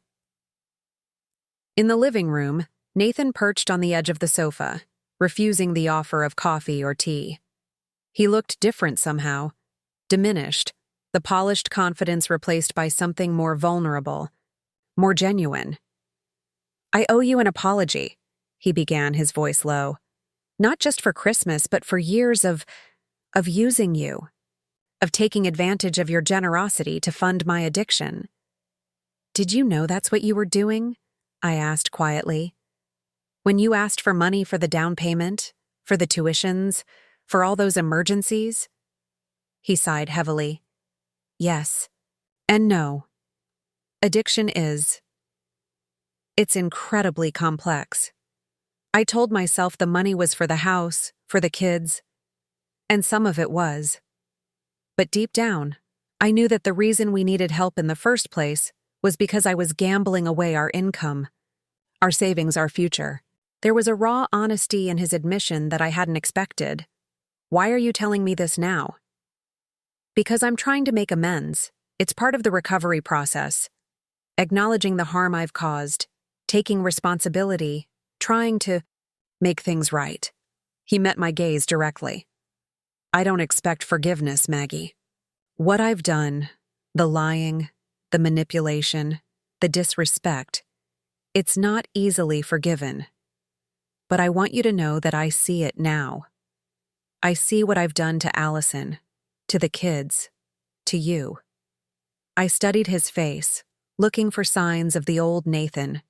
The calculation, the charm deployed for effect, the underlying entitlement. But I saw only exhaustion, remorse, and something that looked like genuine humility. What happens now? I asked. I start treatment tomorrow. Intensive outpatient therapy, Gamblers Anonymous meetings, financial counseling. It's going to be a long road. He ran a hand through his hair, a gesture of weariness. We're going to lose the house. There's no way around that. The cars too, probably. We'll need to find somewhere else to live, somewhere we can actually afford. And the children? Pain flickered across his face. We're going to tell them tonight. Not everything. They're too young to understand addiction, but enough to prepare them for the changes ahead. Moving, changing schools. He swallowed hard. It kills me to think about how my actions have hurt them. The distress in his voice was palpable, and despite everything, I felt a twinge of compassion. Children are resilient, Nathan. With love and support, they can adapt to change. He nodded, though he didn't look convinced. I hope so. I hope I haven't damaged them irreparably. We sat in silence for a moment, the air heavy with unspoken thoughts and emotions. Nathan fidgeted with his wedding ring, turning it on his finger. There's something else I need to tell you, he said finally, about the money you won. The lottery. I tensed slightly. What about it? When you showed us that confirmation letter, my very first thought, was how I could use it to gamble. How I could convince you to invest with me, or loan me some for a business opportunity. His expression was one of disgust, directed entirely at himself. That's how sick I am, Maggie. That's how twisted addiction makes your thinking. The admission was breathtaking in its honesty, and disturbing in its implications. If I had shared the news of my win differently, if I hadn't already established boundaries, would I have eventually found myself funding Nathan's addiction with my lottery winnings? Thank you for your honesty, I said, unsure how else to respond to such a raw confession. On the drive over here, I was thinking about your reaction at Christmas dinner, when you refused to clean up the spill, when you stood up for yourself. A faint smile touched his lips. It was the first time anyone had really called me on my behavior in years. Allison tries, but I've become very skilled at manipulating her, at making her doubt her own perceptions. But you just stated the truth plainly. I'm not your maid. It was long overdue, I acknowledged. Yes, it was. And in a strange way, it might have been the beginning of whatever clarity I'm finding now. He stood up, clearly preparing to leave. I don't expect your help, Maggie. I don't deserve it. But I hope, in time, we can rebuild some kind of relationship, for the kids' sake, if nothing else. As I walked him to the door, I was struck by how different this Nathan was from the entitled man who had asked me to clean the floor at Christmas dinner. There was a humility to him now, a vulnerability that made him seem more human, more authentic. Nathan, I said as he stepped onto the porch, I meant what I told Allison this morning. You're not alone in this. We'll figure it out together, as a family. Surprise and gratitude flickered across his face. Thank you. He hesitated, then added, You're a remarkable woman, Maggie. I didn't see that clearly before. I'm sorry for that. After he left, I returned to the kitchen table and my journal. The conversations with Allison and Nathan had shifted something in my understanding of the past 5 years. Not excusing their behavior, but contextualizing it, seeing it through the lens of addiction and its devastating effects on families. I wrote, Nathan came to apologize today. There was a genuineness to his remorse that I haven't seen in him before. Addiction has clearly taken a terrible toll on all of them. I'm still processing what this means for our relationship moving forward. The boundaries I've established remain important, perhaps even more so now, as Nathan works on his recovery. But there might be ways to offer support that don't involve enabling or rescuing. Ways to be present for Emma and Jake during this difficult transition. Ways to stand beside Allison as she navigates the aftermath of Nathan's addiction. The lottery. Win has given me options I didn't have before. I need to consider carefully how to use those options wisely, compassionately, without falling back into old patterns. I closed the journal, still uncertain about the specifics, but clearer about the general direction.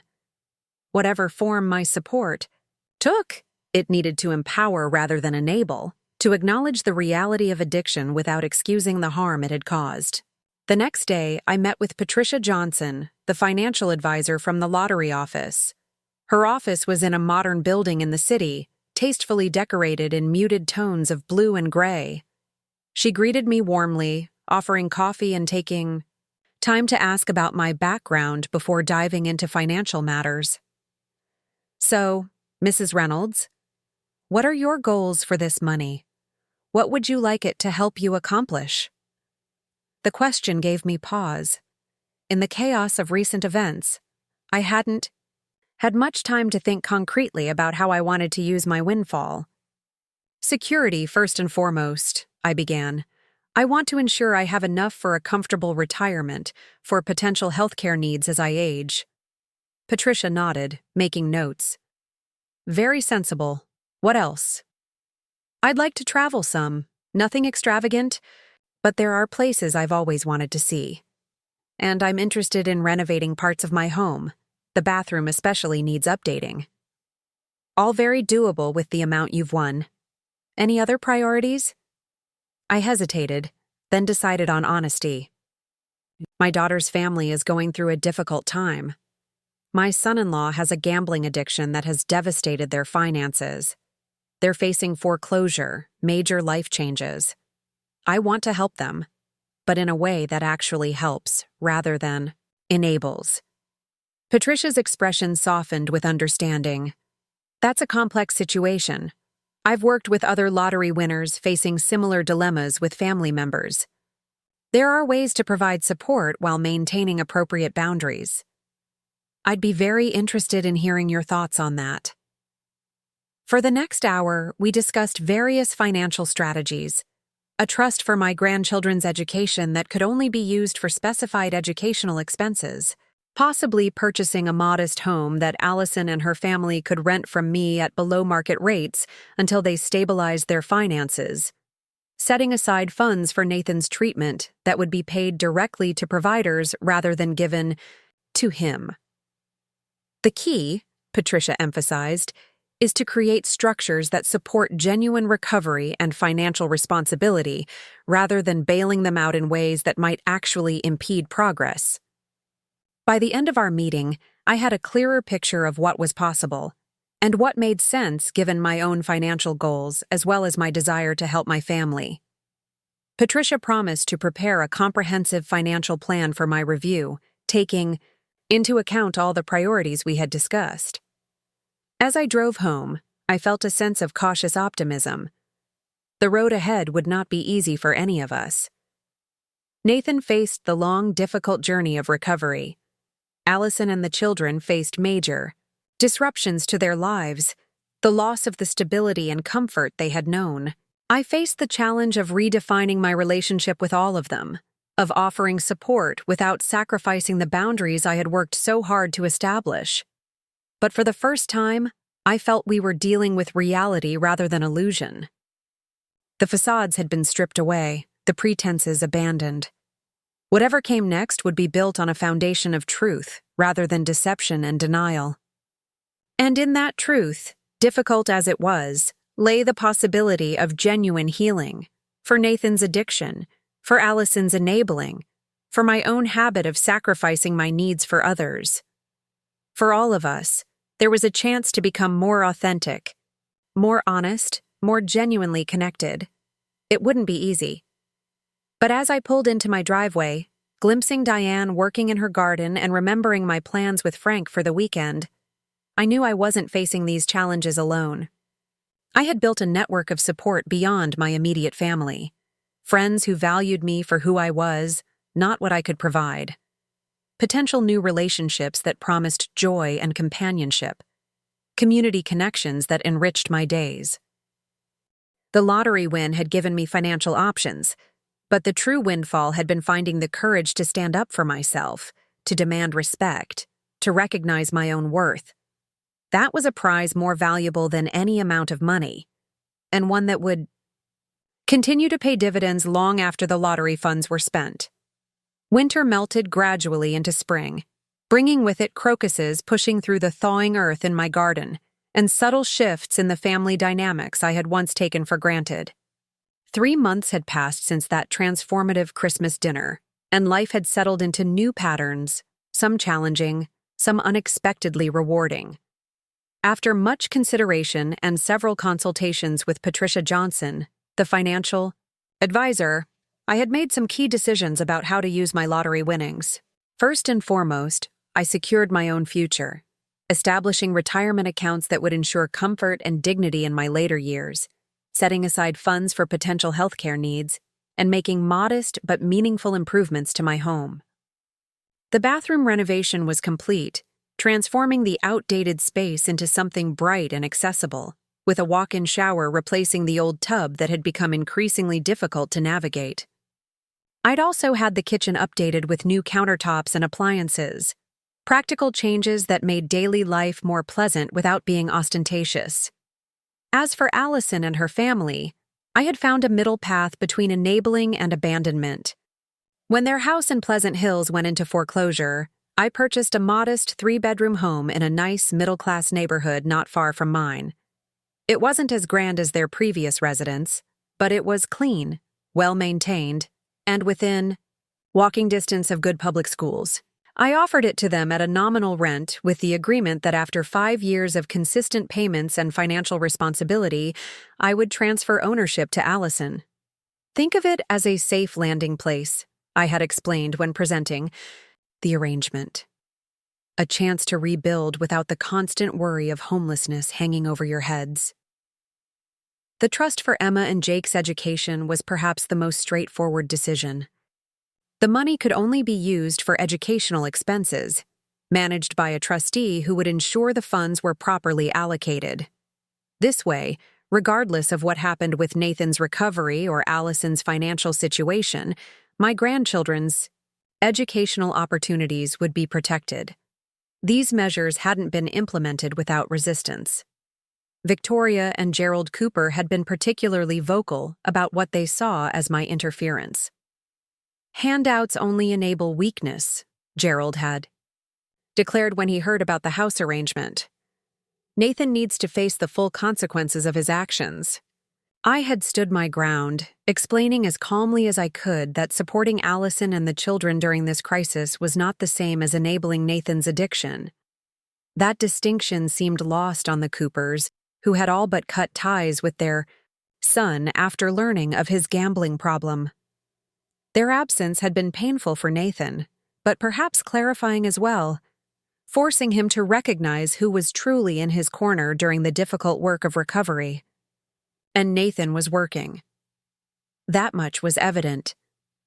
3 months into his treatment program, he attended Gamblers Anonymous meetings 3 times a week, met regularly with his counselor, and had voluntarily surrendered control of his finances to Allison and an addiction specialist who helped him establish healthy money management practices. He had also taken a leave of absence from the law firm where the pressure and culture had contributed to his addiction, finding temporary work as a legal researcher that allowed for a more structured, less triggering environment. The transformation was not immediate or complete. Recovery never is.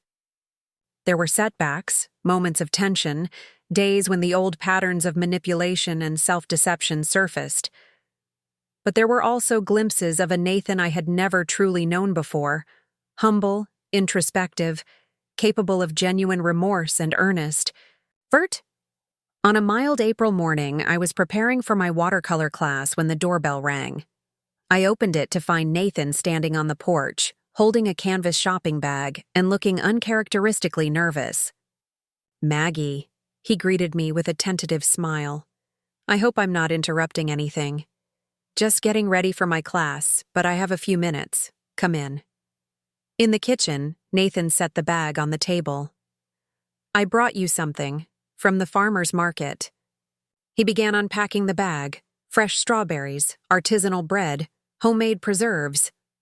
"Allison mentioned you liked the strawberry jam from the Hendersons' stall." The gesture touched me, not because of the items themselves, which were modest, but because it suggested he had been paying attention to my preferences, thinking of me as a person with specific tastes, rather than just a potential source of support. "That's very thoughtful, Nathan. Thank you." He shrugged, a flash of the old discomfort with sincere emotion crossing his face.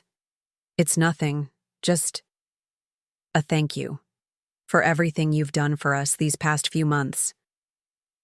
"You're doing the hard work," I reminded him.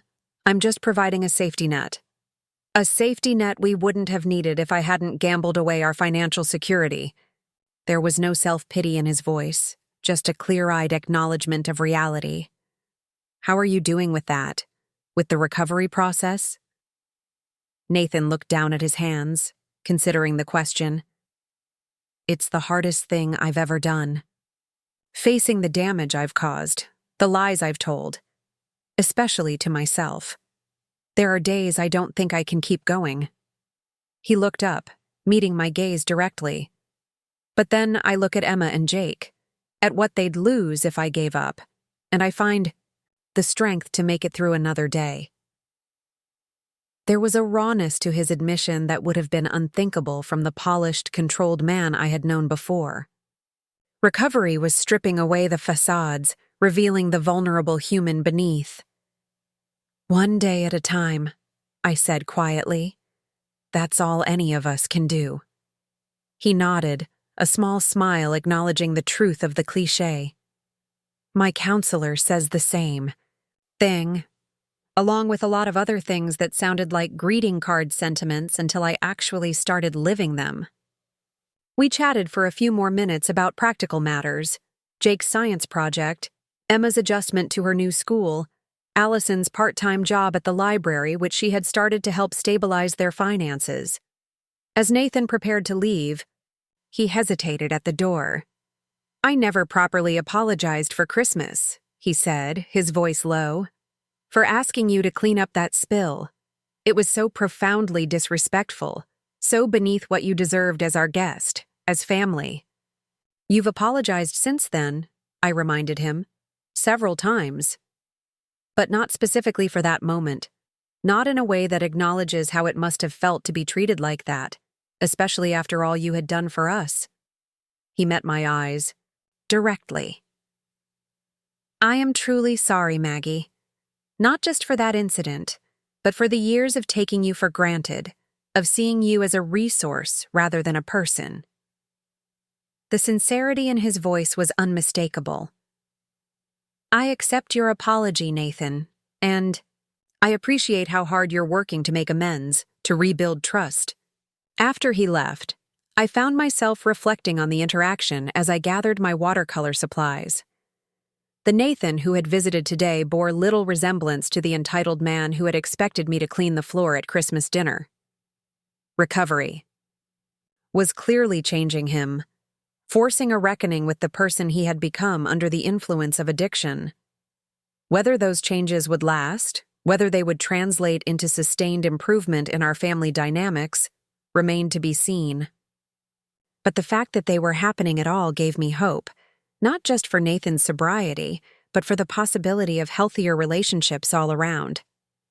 My watercolor class had become one of the highlights of my week. Under Martin Slater's patient guidance, I was gradually developing skills I had always admired in others but never believed I possessed.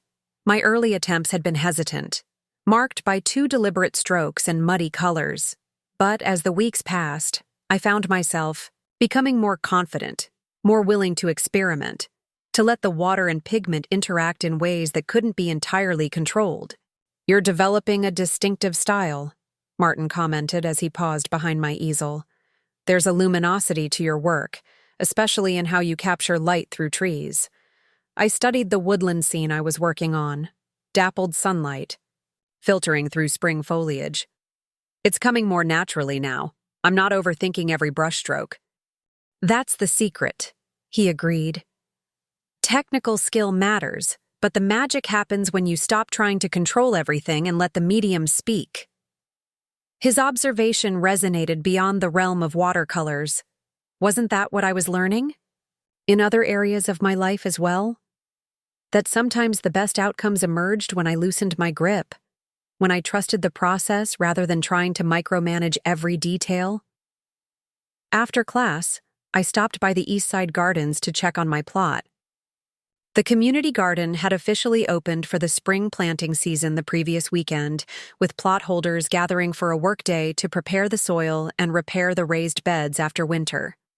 I had spent a satisfying afternoon working, alongside Eleanor Johnson and other gardeners, many of whom I now counted as friends. My plot was showing the first signs of life, pea shoots emerging in neat rows, lettuce seedlings unfurling delicate leaves. I knelt to pull a few weeds that had sprung up since my last visit, enjoying the feel of cool soil beneath my fingers. "Those peas are coming along nicely," observed a voice behind me.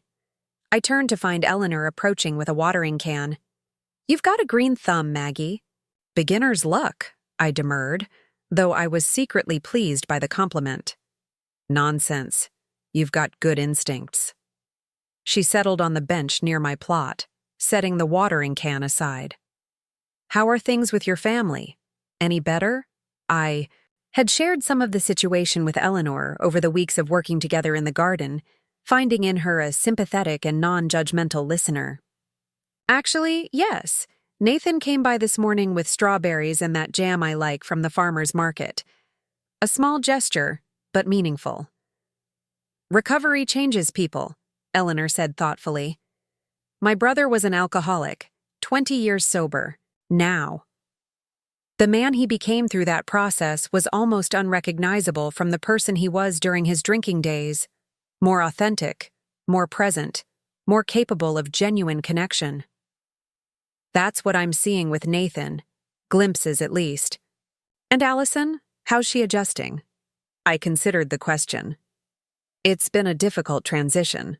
Moving from Pleasant Hills to a more modest neighborhood, changing the children's schools, adjusting her expectations about what their life will look like. But she's finding her footing. The job at the library has been good for her, connecting her with the community in new ways. "And what about you?" Eleanor asked, her keen eyes studying my face. "How are you navigating all these changes?" The question gave me pause. So much of my focus had been on Allison's family, ensuring they had stable housing, supporting Nathan's recovery efforts, helping the children adjust to their new schools. But Eleanor was right to ask about my experience. I was changing too, in ways both subtle and profound. "I'm learning to balance supporting them with maintaining my own boundaries," I said carefully, making sure I don't slip back into old patterns of giving at my own expense. "And those watercolor classes? The garden? Your lovely gentleman friend?" Eleanor's eyes twinkled teasingly. "You're making space for joy in your own life, not just focusing on theirs." I smiled, acknowledging the truth in her observation. "Yes, I am, and it feels right. Like I'm finally giving myself permission to have a life that's about more than just being a mother and grandmother." "As you should," Eleanor affirmed. "The best gift you can give your family is modeling what a fulfilled, balanced life looks like. Especially for your granddaughter, showing her that a woman's value doesn't diminish with age, that reinvention is possible at any stage of life." Her words resonated deeply. I hadn't thought specifically about what message my choices might be sending to Emma, who at 12 was at such a formative age. The idea that my own journey might influence her developing sense of womanhood, of possibility, added another dimension to the changes I was making. After finishing in the garden, I drove to the community center for a meeting of the fundraising committee planning the annual Spring Arts Festival. The center had become another anchor in my expanding social world, a place where I contributed my time and skills while connecting with people who shared my interests. Carol Schmidt, the center's director, greeted me warmly as I entered the conference room. "Maggie, just the person I wanted to see. I have a proposition for you." "Should I be nervous?" I teased, setting down my bag. Carol laughed. "Not at all. We're starting a new program next fall. Art classes for children from low-income families. Given your background in education and your blossoming artistic skills, I wondered if you might be interested in teaching the elementary age group. Just one afternoon a week." The invitation caught me by surprise. "Teaching again? I don't know, Carol. It's been years since I was in a classroom. But you haven't forgotten how to connect with children, how to inspire them. Martin speaks very highly of your progress in the watercolor class, and we know from your volunteer work that you're reliable and passionate." She touched my arm, gently. "Just think about it. The program doesn't start until September, so you have plenty of time to decide." I promised to consider it, and we turned our attention to the fundraising meeting. But Carol's proposal lingered in my mind, stirring memories of my years at Lincoln Elementary, the satisfaction of guiding young minds, of witnessing those moments when a concept suddenly clicked or a skill was finally mastered. I had loved teaching, had found profound fulfillment in it. Could I recapture some of that joy in this new context, on my own terms? That evening, Frank picked me up for our weekly dinner date. Over the past 3 months, our relationship had deepened into something comfortable yet exciting, a genuine partnership between two people who had lived full lives independently but found unexpected joy in sharing experiences. "You look thoughtful tonight," Frank observed as we settled at our usual table at Giuseppe's. "Something on your mind?" I told him about Carol's proposal, about the conflicting feelings it had stirred. Part of me is immediately drawn to the idea of teaching again, especially in a program that serves children who might not otherwise have access to art education. But another part wonders if I should be taking on new commitments at this stage of life. Isn't retirement supposed to be about having fewer obligations, not more? Frank considered this, sipping his water. "I think retirement is about having the freedom to choose your commitments based on what brings you joy rather than what pays the bills. If teaching these classes would be fulfilling, why not do it? It's only one afternoon a week." "True." I smiled at him over the candle flickering between us. "How did you get so wise?" "Years of making unwise decisions," he replied with a self-deprecating laugh. "Eventually, you learn a thing or two, often the hard way." After dinner, we took advantage of the mild spring evening to stroll around the town square. The shops were closed, but light spilled from the windows of cafes and restaurants, and a few street musicians played for couples and families enjoying the pleasant weather. "I have a proposition for you as well," Frank said, as we paused to listen to a young woman playing violin near the central fountain. "My daughter Amy has been asking to meet you. She and her husband are coming to visit next weekend, and I thought, perhaps you might join us for dinner on Saturday." The invitation represented a significant step in our relationship. Frank spoke often and fondly of Amy, his only child, who lived in Boston with her husband and their young son.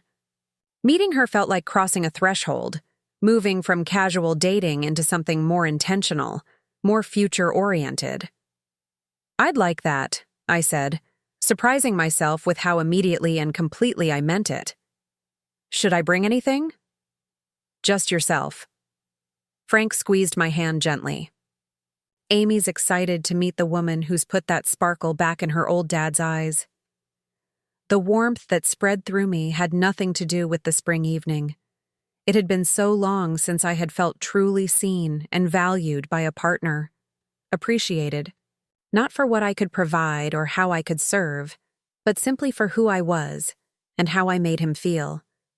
George had seen me that way, but he had been gone for 7 years. I had almost forgotten what it felt like to be cherished. When Frank walked me to my door later that evening, our goodnight kiss lingered, neither of us in any hurry to end the moment. "I'll call you tomorrow," he promised, his voice soft in the darkness. "Sweet dreams, Maggie." Inside, I moved through my evening routine with a sense of contentment that had become increasingly familiar. The house that had once felt too empty, after George's death, now felt just right. A space that reflected my taste, my interests, my evolving identity. The walls displayed my watercolor attempts alongside photographs of family gatherings and trips with Frank. Books I was actually reading, not just planning to read someday, filled the shelves. Fresh flowers, a habit I had started after the lottery win, brightened the kitchen table. This was a home lived in fully, intentionally, joyfully, not just a backdrop for other people's needs and expectations. The next morning, I met Allison for our weekly coffee date at the Riverside Cafe. These meetings had become an important touchstone, a chance to check in with each other away from the immediate pressures of daily life. I arrived first, securing our usual corner table and ordering Allison's favorite vanilla latte along with my Earl Grey. When she arrived, I was struck by how different she looked from the polished, slightly tense woman who had once been so concerned with appearances. Her hair was pulled back in a simple ponytail, her face free of makeup, her clothing casual but neat. There was a naturalness to her now, an authenticity that had been missing before. "Sorry I'm late," she said, sliding into the chair across from me. "Jake's teacher called just as I was leaving. Apparently, he's been chosen to represent his class in the district science fair." "That's wonderful," I exclaimed. "He must be thrilled, over the moon, and a little terrified." Allison smiled fondly. "He wants to do a project on renewable energy, something with solar panels and miniature windmills. I have no idea how we're going to pull it off, but his enthusiasm is contagious." "I might be able to help with that," I offered.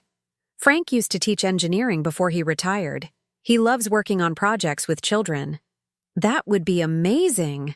Allison took a sip of her latte, closing her eyes briefly in appreciation. "How are things with Frank? You seem happy." "I am," I admitted. "He's invited me to meet his daughter next weekend." "That's a big step," Allison observed, her expression thoughtful. "How do you feel about it?" The question was typical of our new dynamic. Allison showing genuine interest in my life, treating me as someone with feelings and experiences worth discussing, not just a resource to be accessed when needed. "A little nervous," I confessed. "Meeting your partner's children is always tricky, no matter what age everyone is. But mostly, I'm looking forward to it. From everything Frank has said, Amy sounds lovely." Allison nodded. "It's good to see you. Embracing new experiences, Mom. For so long, it seemed like your life revolved entirely around us, our needs, our crises." "It did," I acknowledged. "Partly because that's what you and Nathan expected, but partly because it was easier than facing the emptiness after your father died. Being needed gave me purpose, even when it was draining me dry. And now? Now I'm finding purpose in other things. My art classes, the community garden, volunteering at the center, in relationships that are reciprocal rather than one-sided." I reached across the table to squeeze her hand. "Including a new kind of relationship with you, which I treasure." Tears welled in Allison's eyes. I keep thinking about how close we came to losing that possibility. "If you hadn't stood up to us at Christmas, if you hadn't refused to keep enabling our dysfunction, where would we be now? Nathan's addiction spiraling further, our finances in even worse shape, and our relationship with you damaged beyond repair. But that's not what happened," I reminded her gently. "We're finding a healthier way forward, all of us." We spent the remainder of our coffee date discussing more mundane matters, Emma's upcoming dance recital, Allison's increasing responsibilities at the library, my plans for expanding my garden plot to include summer vegetables. Before we parted, Allison hugged me tightly. "I love you, Mom. Not for what you do for us or what you provide, just for who you are." The words brought tears to my eyes. "I love you too, sweetheart. Always have, always will." Driving home, I reflected on how profoundly our relationship had changed in just 3 months. The crisis precipitated by Nathan's gambling addiction and my refusal to continue enabling their behavior could have permanently fractured our family. Instead, it had created space for something new to emerge, something more honest, more balanced, more genuinely connecting. Later that afternoon, Emma called to ask if she could spend the night at my house. "Mom and Dad are having a serious talk," she explained, her voice carrying the wariness of a child who has learned to be alert to parental tensions. "Something about Dad's recovery program and a new stage they're entering.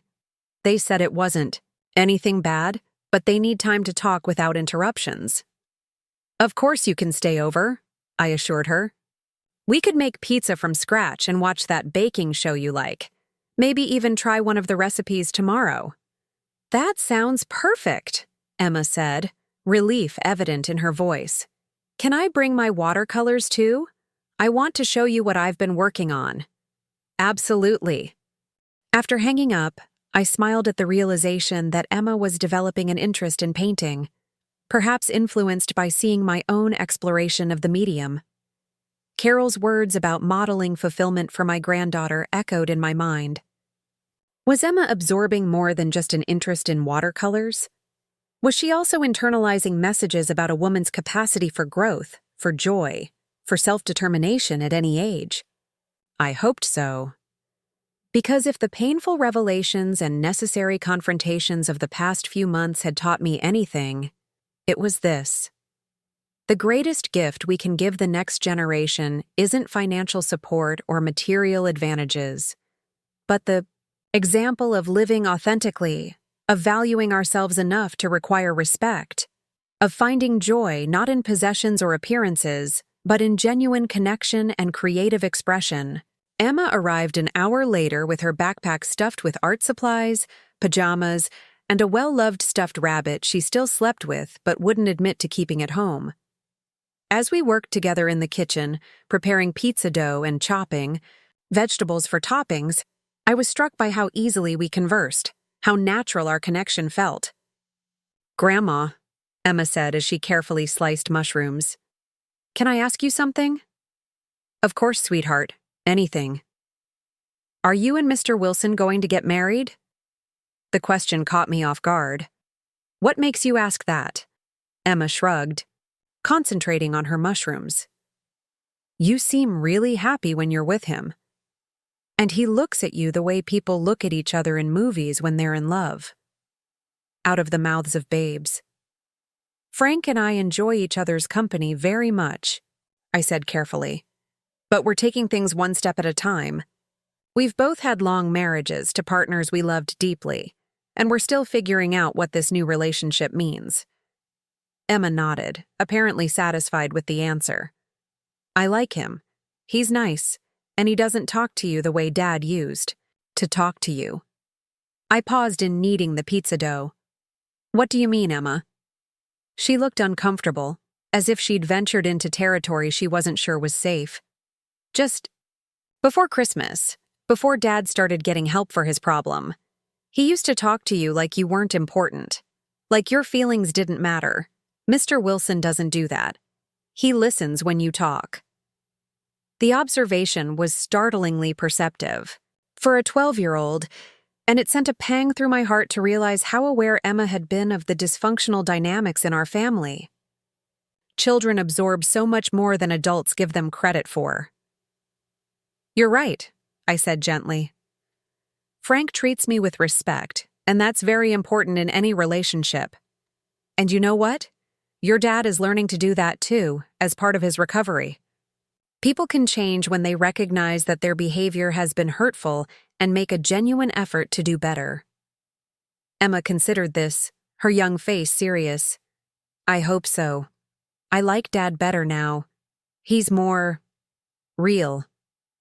Real is a good word for it, I agreed. More authentic, more present. Like you, Emma said, catching me by surprise again. You seem more real too, Grandma.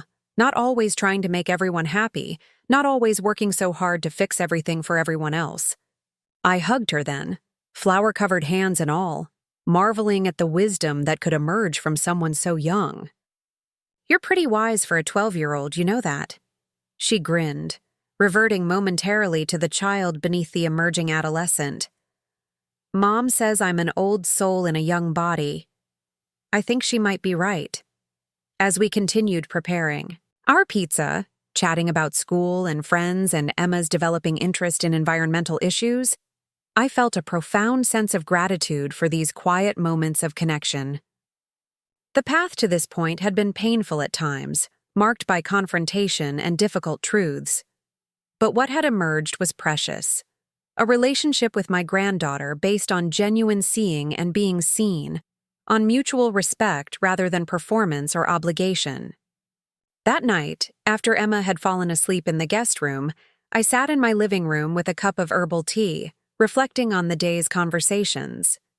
The changes in my family over the past 3 months had been remarkable.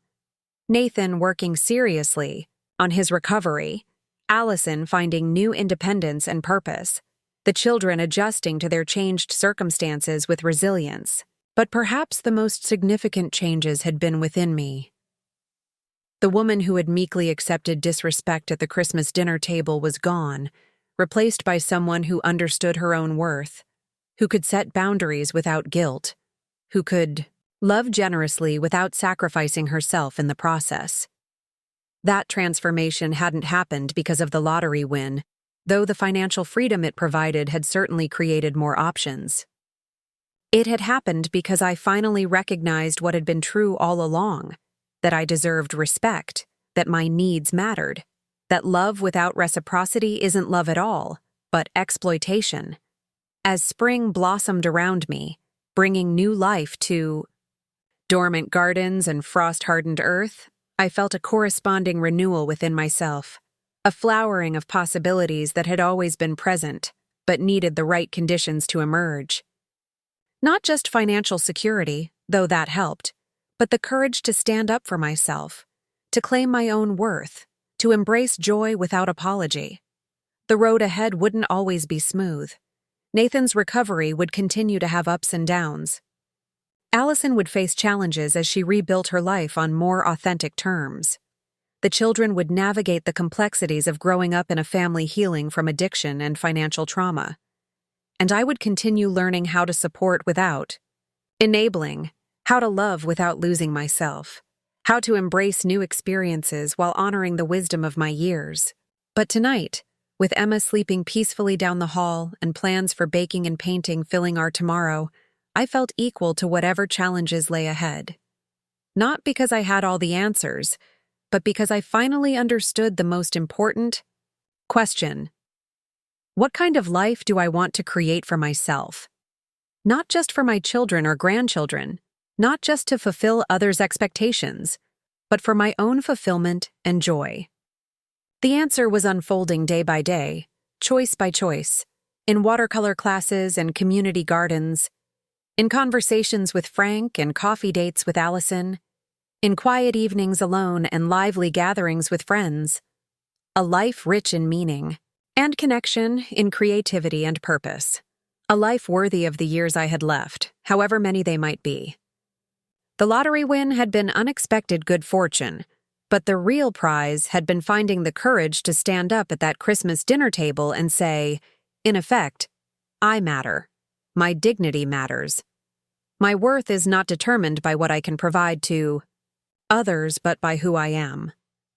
Everything else, the improved relationship with Allison, Nathan's recovery journey, my blossoming connection with Frank, my rediscovery of creative pursuits, had flowed from that essential recognition.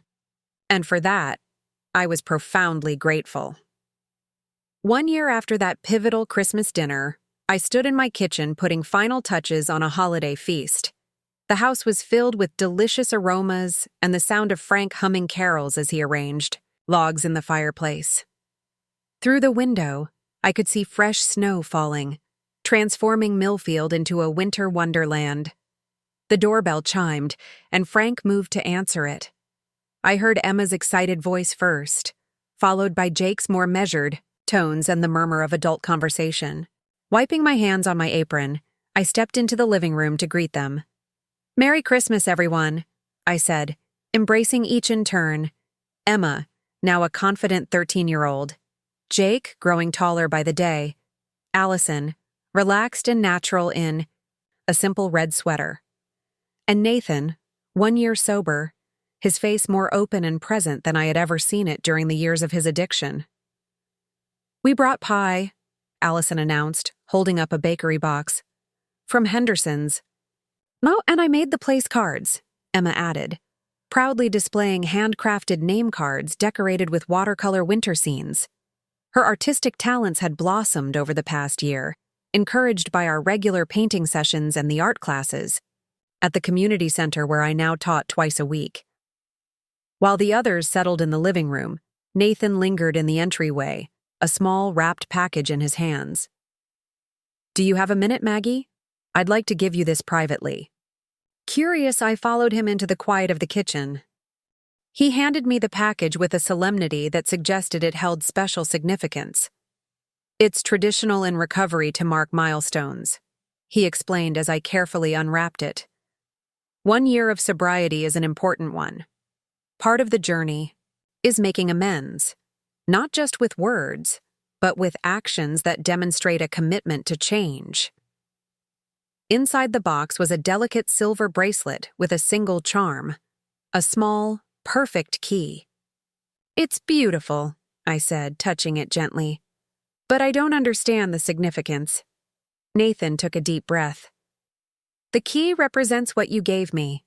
Us, when you finally stood up for yourself last Christmas. You unlocked a door that needed opening, even though walking through it was painful for everyone. Without that moment, I might never have confronted my addiction, never started the journey toward recovery." Tears welled in my eyes at the unexpected gesture. "Nathan, I don't know what to say." "You don't need to say anything. I just wanted you to know that I understand now. What it cost you to draw that line, to refuse to continue enabling behavior that was destroying not just our finances, but our integrity, our authentic connections with each other." He smiled slightly. "It was the best gift anyone has ever given me, though it certainly didn't feel that way at the time." I slipped the bracelet onto my wrist, admiring how it caught the light. "Thank you. Not just for this, but for doing the hard work of recovery. I know it hasn't been easy. Easiest decision I ever made, hardest path I've ever walked," Nathan admitted, "but worth every difficult step." Rejoining the others, I found Frank engaged in an animated discussion with Jake about the model solar house they had built together for the science fair, a project that had sparked Jake's passionate interest in sustainable energy. Emma was showing Allison her latest sketchbook, filled with increasingly sophisticated drawings. The scene radiated a warmth and genuine connection that stood in stark contrast to the tension-filled, performance-oriented gatherings of previous years. Dinner was a joyous affair, with conversation flowing easily around the table. We talked about Emma's upcoming dance recital, Jake's science fair victory, Allison's promotion at the library where she now coordinated community programs, Nathan's plans to return to legal practice focusing on addiction advocacy, and Frank's volunteer work mentoring engineering students at the community college. I shared news about the expansion of the art program at the community center, where my children's classes had proven so popular that we were adding sessions for seniors and veterans. Teaching again has been more fulfilling than I ever imagined, I admitted. It's different from elementary school, of course, but there's the same magic in watching someone discover their own creative capacity. You've inspired me to consider teaching too, Allison said. The library is partnering with the adult literacy program, and they've asked if I'd be interested in leading some of the sessions. You'd be wonderful at that, I encouraged her. You've always had a gift for making complex things accessible. After dinner, as we gathered around the fire with dessert, Frank cleared his throat. If I could have everyone's attention for a moment. I have something I'd like to say. He reached for my hand, his expression both nervous and determined. This past year has been one of the happiest of my life, largely because of this remarkable woman. I felt a flush rise to my cheeks, touched by his public declaration. Maggie, he continued, turning to face me directly, you've shown me that new beginnings are possible at any age, that love can be as vibrant and meaningful in our 60s as it was in our 20s. From his pocket, he withdrew a small velvet box. I had planned a more elaborate proposal, but sitting here surrounded by your family, I can't think of a more perfect moment. Opening the box revealed a sapphire ring, its deep blue stone catching the firelight. Margaret Reynolds, would you do me the honor of becoming my wife? The room fell silent, all eyes on me. Time seemed to suspend as emotions washed through me.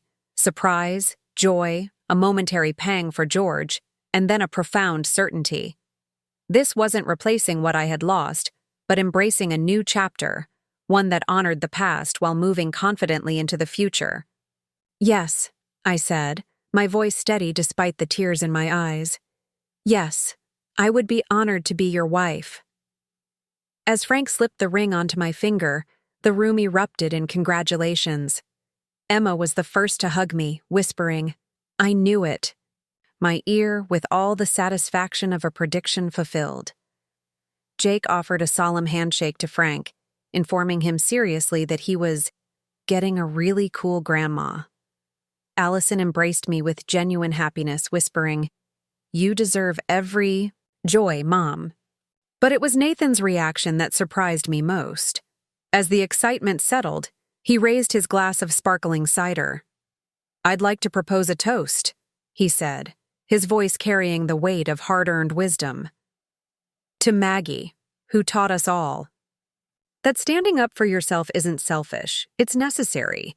Without her courage last Christmas, none of us would be where we are today. To Maggie, and to second chances. To Maggie and second chances, everyone echoed, raising their glasses. Later, as the evening wound down and preparations were made, for departure, I found myself alone with Allison in the kitchen, packing leftover pie into containers. Are you happy, Mom? She asked softly. Truly happy? I considered the question, thinking of all that had transpired in the year since I had refused to clean up Nathan's spill. The lottery win that had provided financial security, but not definition. The boundary setting that had been painful but necessary. The rebuilding of relationships on foundations of respect rather than dependence. The rediscovery of my passion for teaching, for art, for garden soil between my fingers. The unexpected gift of love with Frank. Yes, I answered truthfully. I am genuinely, deeply happy. Not because everything is perfect, life never is, but because I finally understand my own worth. I finally know that I deserve respect, consideration, love that gives as much as it takes. Allison hugged me tightly. I'm so glad and so grateful that you had the courage to show us we were losing sight of what really matters.